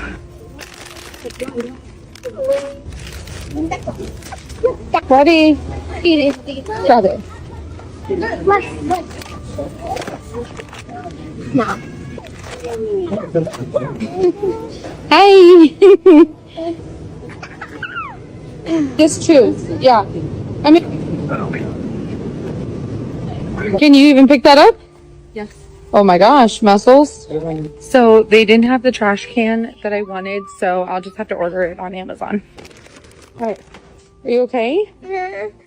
These kids are absolutely driving me bonkers in the store. Can I put it in there, Mom? Sure. Put it on the bottom, please. You have to lay it down, baby. Okay. Yes. Right? Yep. Awesome. Thank you so much. It only took us like an hour in and out of Costco. Stuck to my list pretty well and ended up spending $3.75. And then we had to go pick up a Walmart order for $65. $440 total. It wasn't enough that I spent $440, but Walmart decided to not give me some of my items. So I'm gonna run into Target real quick and grab the rest of what I need. The sunset is So gorgeous tonight. I just spent another $75 at Target. 30 of it was food stamps and the other 45 was my own money.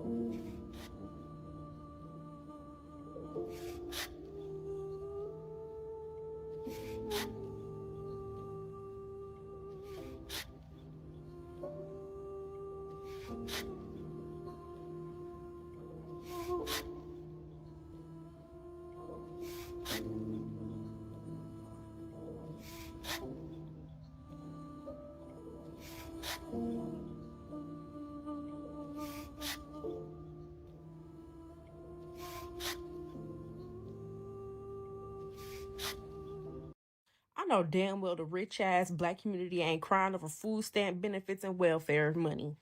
I just know the rich ass, designer wearing ass, trip taking, wig wearing, nail wearing, lash wearing, 3 chains on, Rick Owens stepping, Balenciaga stepping, new shoe drop stepping,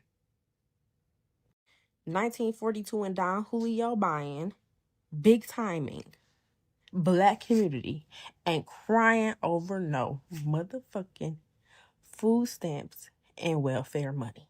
Next motherfucking case. I went from having $1,100 EBT every month, and that was just with 4 children, to 0. Now, how the fuck am I gonna feed my children? Was the first thing that came to my mind. Then my inner voice was like, girl, you been feeding these children with or without food stamps before you got food stamps, so you could still do it. Like, I told y'all I was gonna take y'all to a food bank with me. When I tell y'all I just left a community event, I'm about to go to another one. I came home to take a break because, baby, it's hot out there. I told my children to Google some food banks that may be open or maybe open next week, you know, so I could take y'all with me. When I tell you they Googled it and they was taking me there, they was GPSing me. Tell me why I pulled up at the food bank and with no food bank. So y'all got to be careful with a GPS take y'all. Because I went to the food bank and it was nothing there but an abandoned building on the other side. But the dot where the pin where the food bank's supposed to be at, it looked like where Pennywise lived at. Wasn't a church. Wasn't a building. Wasn't a house. It was a tunnel with trees and stuff grew over it. I just knew I was about to bring me a box of food home today. But I promise you them children get a meal every night. Whether it's a bologna sandwich, some noodles. Y'all act like y'all don't know how to make struggle meals. Do I need to start a series on how to make a struggle meal? I think I'll do that. Anywho, because y'all stay tuned because I'm going to show y'all the event we went to earlier. And I'm going to show y'all the one we're going to tonight. And all I did was Google events that's going on in this state, today's date, and they popped up. They had a clothes drive, and they also had the trick or trunk. It was so hot out there after they trick or trunk, I had to use the bathroom. The building was closed, so I didn't go to the damn, I can't even talk. I didn't go to the clothes drive. And when y'all go to them clothes drives, make sure y'all watching them clothes. It's just like Goodwill. Also, Salvation Army will give you vouchers for clothes if you need clothes. So check with your local Salvation Army. When I come back later, I will post all the Greenville, South Carolina resources because that's all I know. That's home for me. So if you're in Greenville, South Carolina and you need help, make sure you tune in tonight. Baby, I got a buku list of stuff. The Miracle Hill give you furniture for your house if you don't have it. They give you food. They give you clothes vouchers. There's no way anyone should be hungry or without anything with all the resources that's out here. Baby, we just got to find them and put that pride to the side. We all struggling. Everybody need help in some kind of way.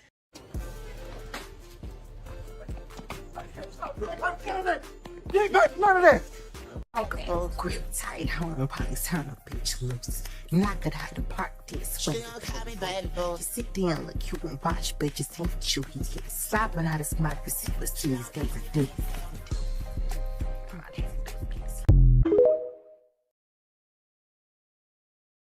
Have you heard the latest about the toast eating food stamp lady? Apparently, she's lost her job. Corporate did not agree with her looking down her nose on people who receive food stamps benefits. So, let me ask you this. To the food stamp lady, what did you do with this month's check?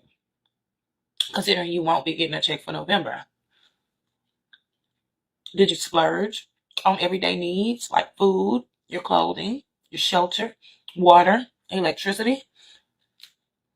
Or did you save up a little pocket full of sunshine for November? Better yet, what did you do with the other half of that burnt processed toast, peanut butter, and butter that you had?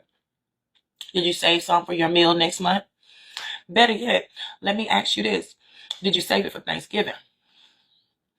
Because it looks like you're going to be the one visiting the food pantry, you know, getting the turkey and all the trimmings, and you can thank the Republicans for that. The word of today is humility. Always remain humble, because if you don't, God will humble you with a quickness. That's it. That's all. But I do agree. Toast with peanut butter, when done right, is delicious. Have a good day.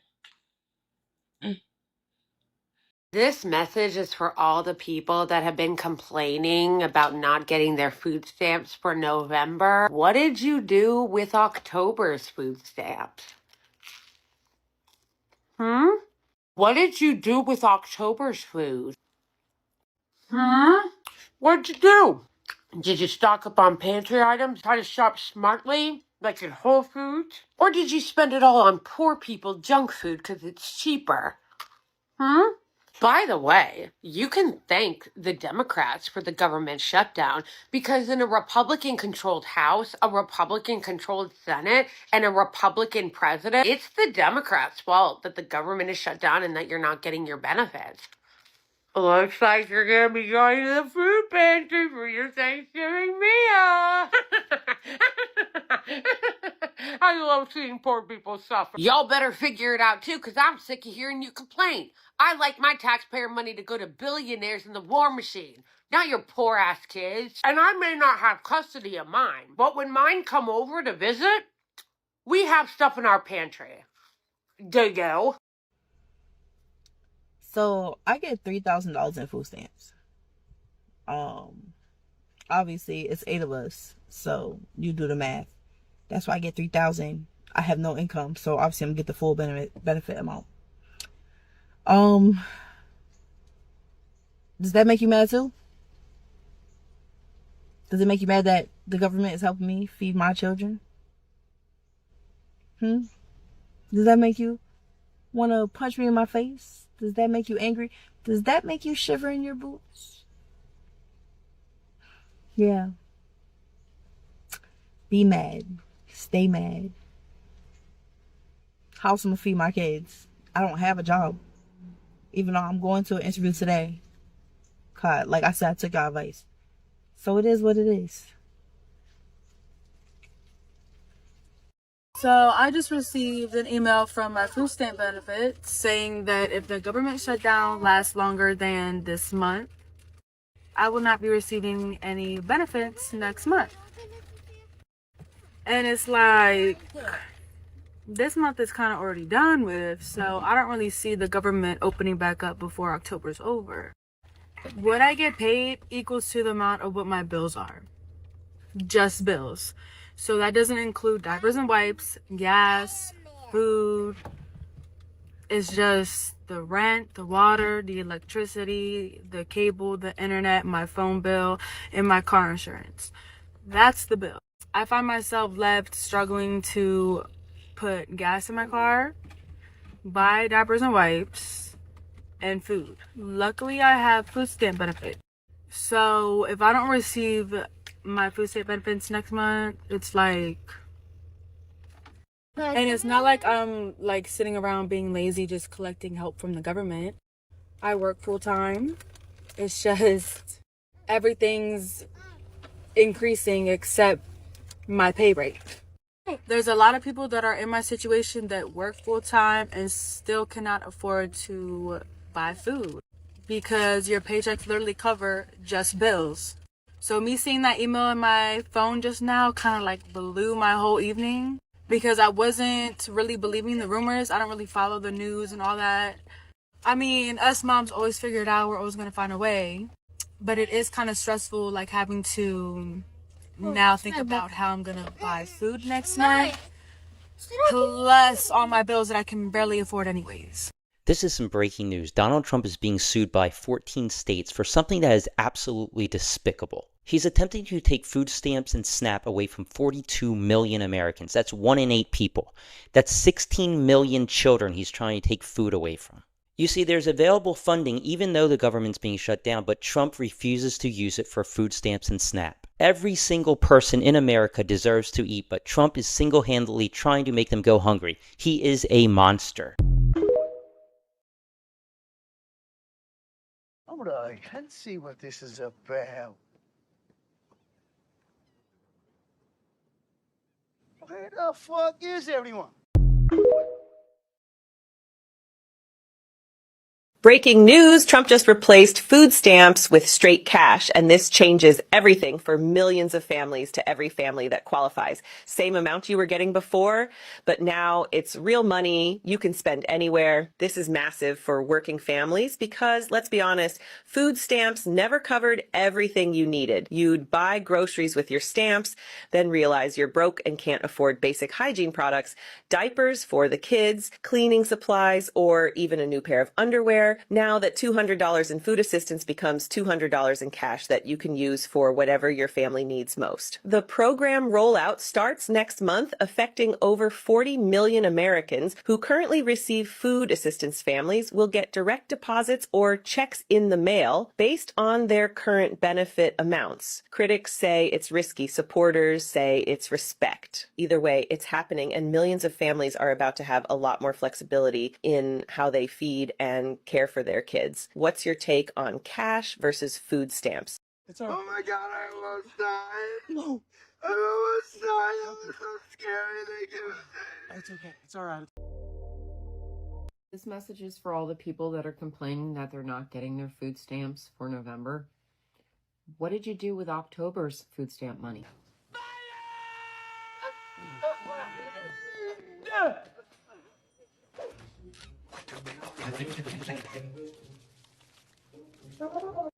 Oh, no, I ain't seen nothing. I ain't seen nothing. Matter of fact, I'm blind in my left eye and 43% blind in my right eye. I don't see much of nothing. Matter of fact, I can't even see you, sir.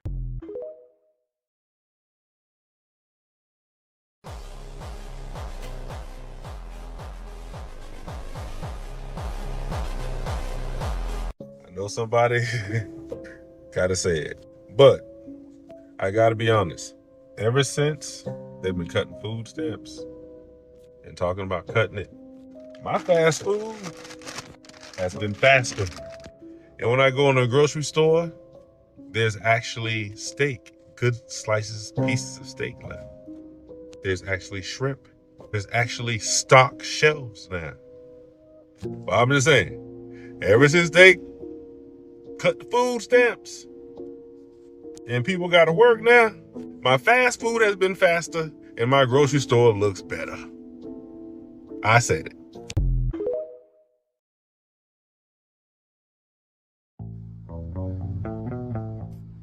There are a lot of people talking about SNAP and food stamps being cut off, and I like to poke and have a little bit of fun and stuff, but what I don't see, that I've noticed anyway, people talking about is what's the real problem here? I mean, honestly, in my opinion, it's not the government. And I'm not talking about if we should or shouldn't be helping out folks that are in need. I'm talking about the breakdown in the family. Why in 2023 did we have 19 million children age 17 and younger in single family homes? Why? And you cannot blame the government for that, because they're not in your house in a dysfunctional home bitching and fighting and domestic violence and all that kind of stuff. It's us. And many of us, we come up in a broken home We don't have that guidebook in our head to know how to handle these situations. We turn into an adult, get out here. Next thing you know, we're pregnant and shit ain't working out. Come up in a dysfunctional home, you don't know how to deal with it. What do? You're gone. And the cycle repeats over and over and over again. And at the end of the day, the very most important thing is the children. They got absolutely zero say-so in being brought into this world and subjected to all of our drama and bullshit. We've got to do better. Alone in my room, I hear my stomach go boom. I be hungry than the motherfucker, watching cartoons. All I want is some food, cereal with a spoon, chicken flavored oodle noodles with the Kool-Aid too. But they cut my stamps, cause the government whack got me fiending on the corner like I'm looking for crack. I need stamps. I need stamps.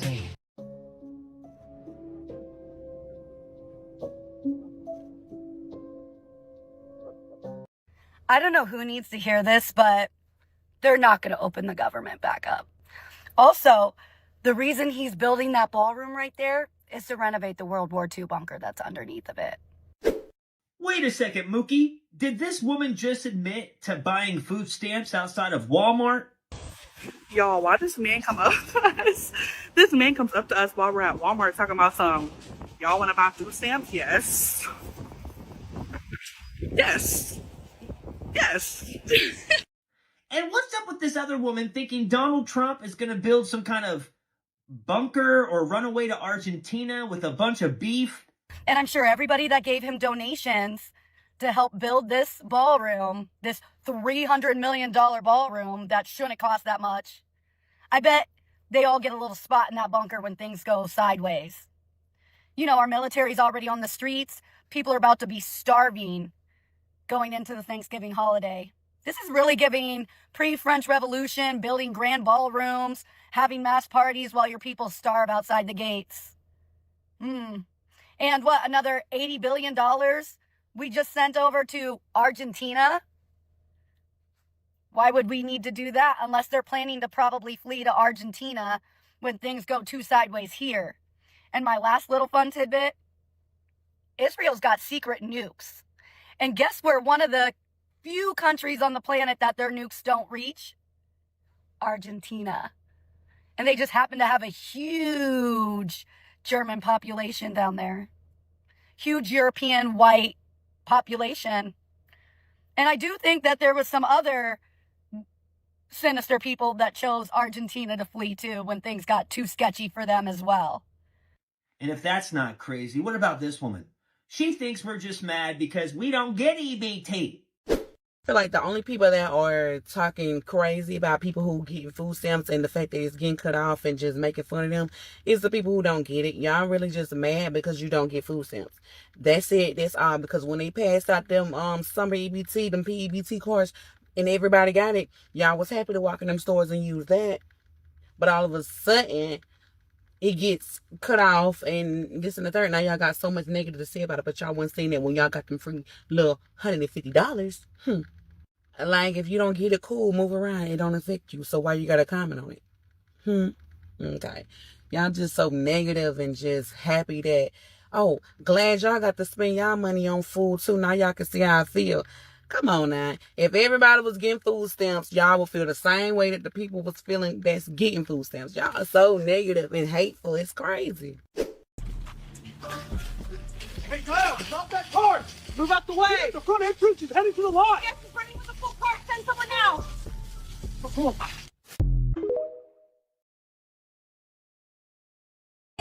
Tell me you got something to give. I want it.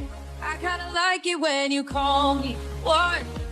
So yeah, we, as in me and you, are not eating on November 1st, because the US government just announced they're literally cutting food stamps in 5 days, which means 42 million Americans, yeah, including me and probably you, are about to be starving for real. Like, damn, how do you just cut off an entire country's food supply and go, good luck? Dead ass. They refuse to use emergency funds for SNAP while the government's been shut down for almost a month. Low-key, this shit feels so flipping unreal. People are talking about food drives like that's gonna save everyone. Guys, let's be real, they can't. How are they gonna supply food to 42 million Americans? Bro, once those shut down, it's chaos. Riots, desperation. We're about to see it all.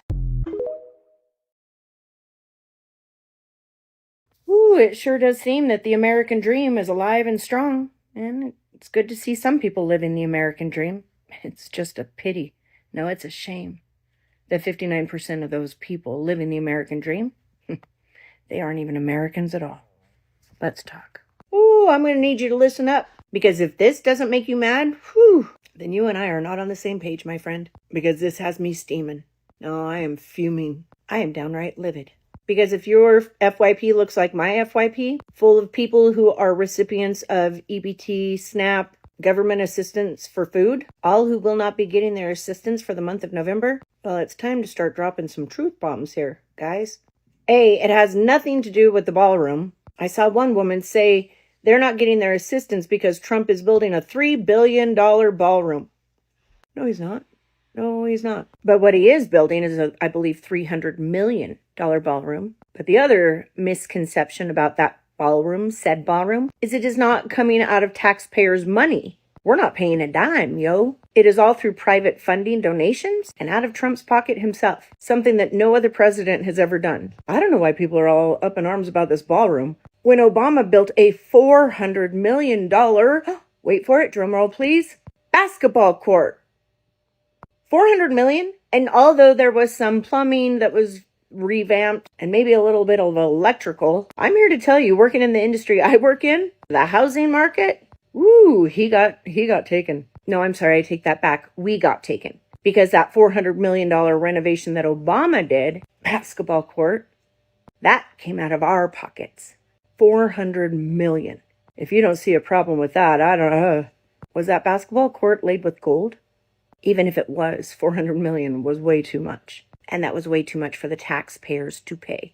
But the ballroom is not coming out of any of our pockets. And the ballroom has nothing. It has zero to do with the EBT being shut down. And sometimes I feel it's better that I let you guys do your own research. But doing a quick Google search as to what is actually stopping the benefits, well, that's going to drop your jaw. Because it really has nothing to do with the Trump administration at all. I saw a video the other night, and maybe I'll look for it and find it and share it with you, but anytime I share videos on TikTok, they won't, rat face, it's not the TikTok it used to be. They make it hard for us to share other videos. But there was a Democrat politician saying, yes, unfortunately, there will be families that will have to suffer. There will be families that go without food or benefits, but it is all part of the price that we have to pay. And this was a Democrat talking about the government shutdown because the Democrats are asking for trillions of dollars towards things like, oh, I don't know, this. So let's get to this.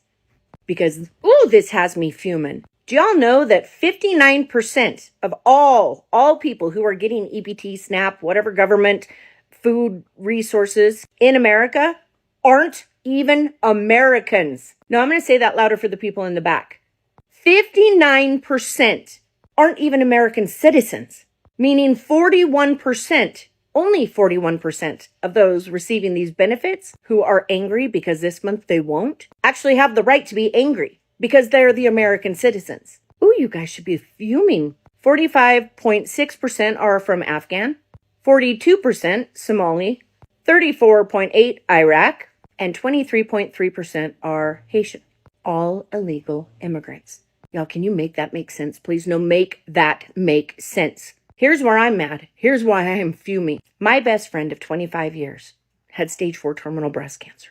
This woman worked every day of her adult life, and she worked hard. She continued to work until I made her shut it down finally because the work was so stressful, it was chipping away at the precious days she had left, causing her cancer to get worse and worse every single day due to the stress. She worked hard as an American citizen, did everything right, paid all of her taxes, and when it came time for her country to help her when she was no longer able to work because the cancer had not only riddled her her bones, her lungs, and her brain. No, I'm talking her entire spine was riddled with cancer. She could barely walk. And she was a single mom of my beautiful niece, a young teenage girl. When it came time for my beautiful best friend to have to ask for help, which she hated having to do, but she had no other choice. You want to know what this incredible country did for her after everything she had done for it? My best friend and her daughter, again, she had stage 4 terminal breast cancer. She had a mortgage of over $1,600 a month. She had a car payment, and she could barely afford any of that, let alone feeding her daughter. America gave her $25 a month. $25 a month in food stamps. 25 God dang dollars a month. 25. That just makes me so mad. Especially when we know there are people on the system cheating the system. We know it. But I had no idea that the American government was allowing this kind of cheating going on. Maybe if 59% of all people getting food stamps in America were actually American and not immigrants that don't even have American citizenship, maybe then my friend and her daughter could have gotten maybe a little bit more, a smidge more than $25 a month. So if you guys are angry, I think maybe you're looking in the wrong direction. You might want to start pointing your anger somewhere else. Because if you think not getting your food stamps has anything to do with a ballroom or anything less than the Democrat side holding tight on what they want and holding your EBT hostage in the meantime with no qualms, and if you think that this is okay, well, I'm not really sure what to say after that. This has me outraged. This has me absolutely outraged. And I'm going to guarantee you every one of these non-American citizens who don't even pay taxes that are getting the benefits, I'm going to guarantee you that each and every one of them are getting way more than $25 a month. So yeah, I'd be mad too. No, after seeing this, I'd be downright furious with the government and the government that actually allowed this to occur. When I was young, I had to go on to food stamps when I was a single mom. Do you know how hard it was to get approved for food stamps? It was almost impossible. I mean, look at my poor best friend. $25 a month? Stage 4 terminal breast cancer. Couldn't work if she wanted to. $25. But it sure seems easier these days now, isn't it? To get assistance for food. Because you don't even have to be an American citizen anymore. Wow. Wow. Wow, just wow. God help us. Because this country needs it. No, this country needs Yahuwah more than ever before. This just blows my mind. Ma'am, stop right there. Put your hands on the car. I'm not stealing. The president said I could have this food. Ma'am, step away from the exit. You were harassing me for groceries. I didn't ring a thing up because it's free now. That's not how it works. Turn around, place your hands behind your back. No, you can't do that. Cupping left wrist. Huh? The food stamps program is administered by the U.S. Department of Agriculture. They proudly report that they distribute free meals and food stamps to 46 million people on an annual basis. Meanwhile, the National Park Service, ran by the U.S. Department of Interior, asked us to please do not feed the animals when we visit the parks. Their stated reason for this policy is being that the animals will grow accustomed and dependent on the handouts, and they will never learn to take care of themselves.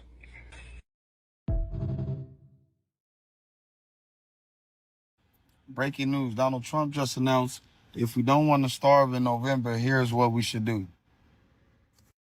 Before we start, hit that follow button. I think it's right here. Hit that motherfucker. It's right here. Hit that hope. Donald Trump states we need to come together as a community and donate $1 each. He said it's gonna be millions of people without stamps. He said, why don't y'all just put in $1 each and throw a big ass feast?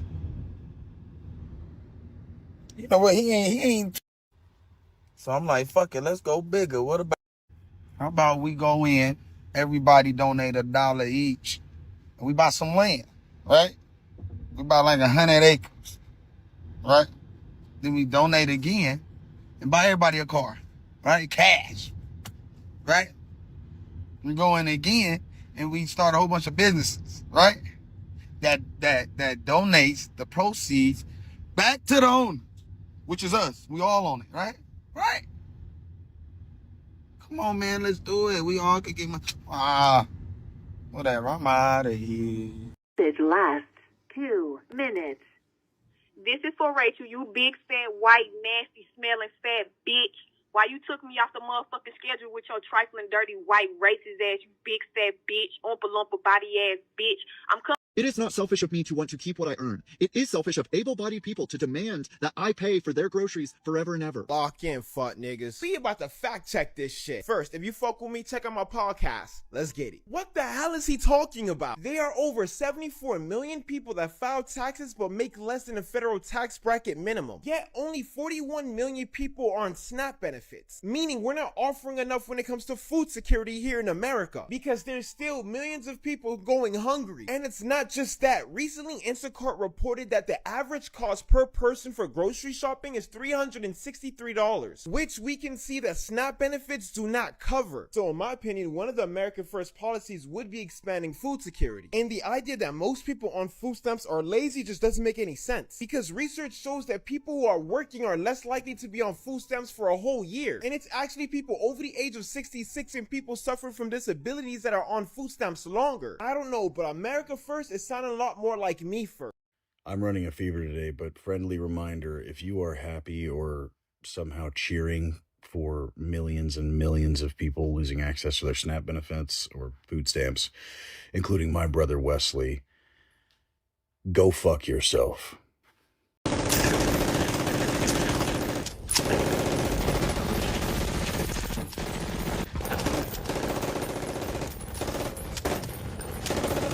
Benefits not coming through for November. Looks like you're going to be going to the food pantry for your Thanksgiving meal. I know a lot of food pantries hand out turkeys for Thanksgiving. All the sides and trimmings too. Lots of food pantries. You better figure it out. I'm sick of hearing you complain, honestly.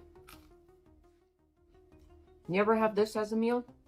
I'm eating peanut butter and butter on toast. It's absolutely delicious. You should try it. And not for nothing, I saw this woman that said she was getting $1,100 a month in food stamps. Do you know how long I could make $1,100 in food stamps last in this house?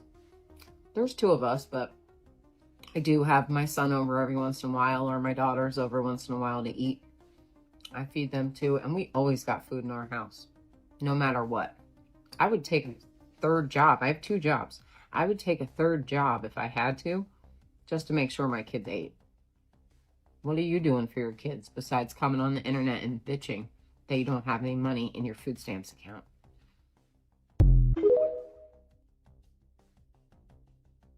But what if the people on food stamps use my tax dollars to buy steak and lobster? The government just gave $40 billion of your tax dollars to fascist Argentina. It only costs $20 billion to eradicate homelessness. Your tax dollars pay for Israelis to have free healthcare. They have free universal healthcare, but only because your American tax dollars pay for it every year. You can't afford your insulin though. Your children are gonna inherit your medical debt when you die. Streets saying the population in Gaza has decreased 600,000 in the last 2 years. That's 30%.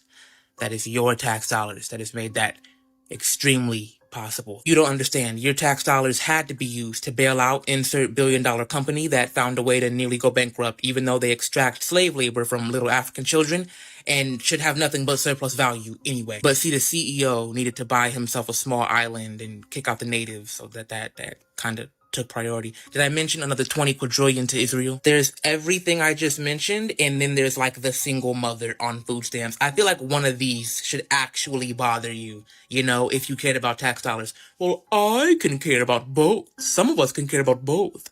Yeah, but you only seem to open your whore mouth when it comes to one of them, though. I just think it's so funny how like white people, liberal people, right? But, almost said petite bourgeois. I'm not allowed to use big words. They're gonna call me elitist. The average American's ability to harm themselves, as long as it means that black people and poor people don't get anything, comical.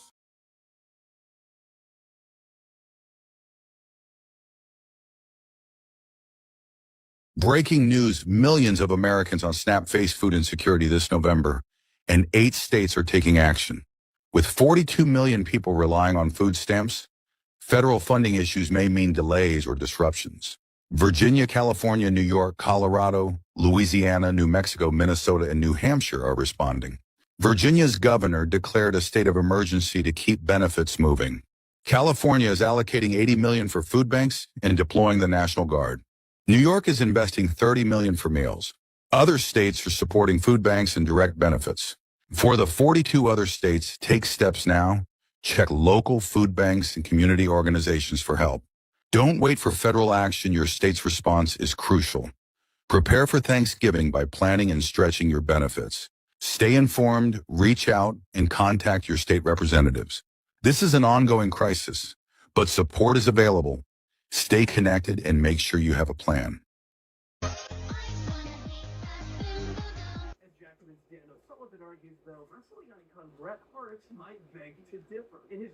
Now, if you are an infant, if you are mentally or physically incapable of working, or you are too old to work, right? You've put your bid in, you've done your work. I believe that we should take care of them folks, right? The government, AKA the taxpayer. Yeah. I don't mind necessarily making sure that them folks are taken care of. But what I do have a problem with is this right here. Now, they're going to call me all types of phobic because I'm going to point this out. But look at this right here. Look at food stamps by ethnicity in the United States.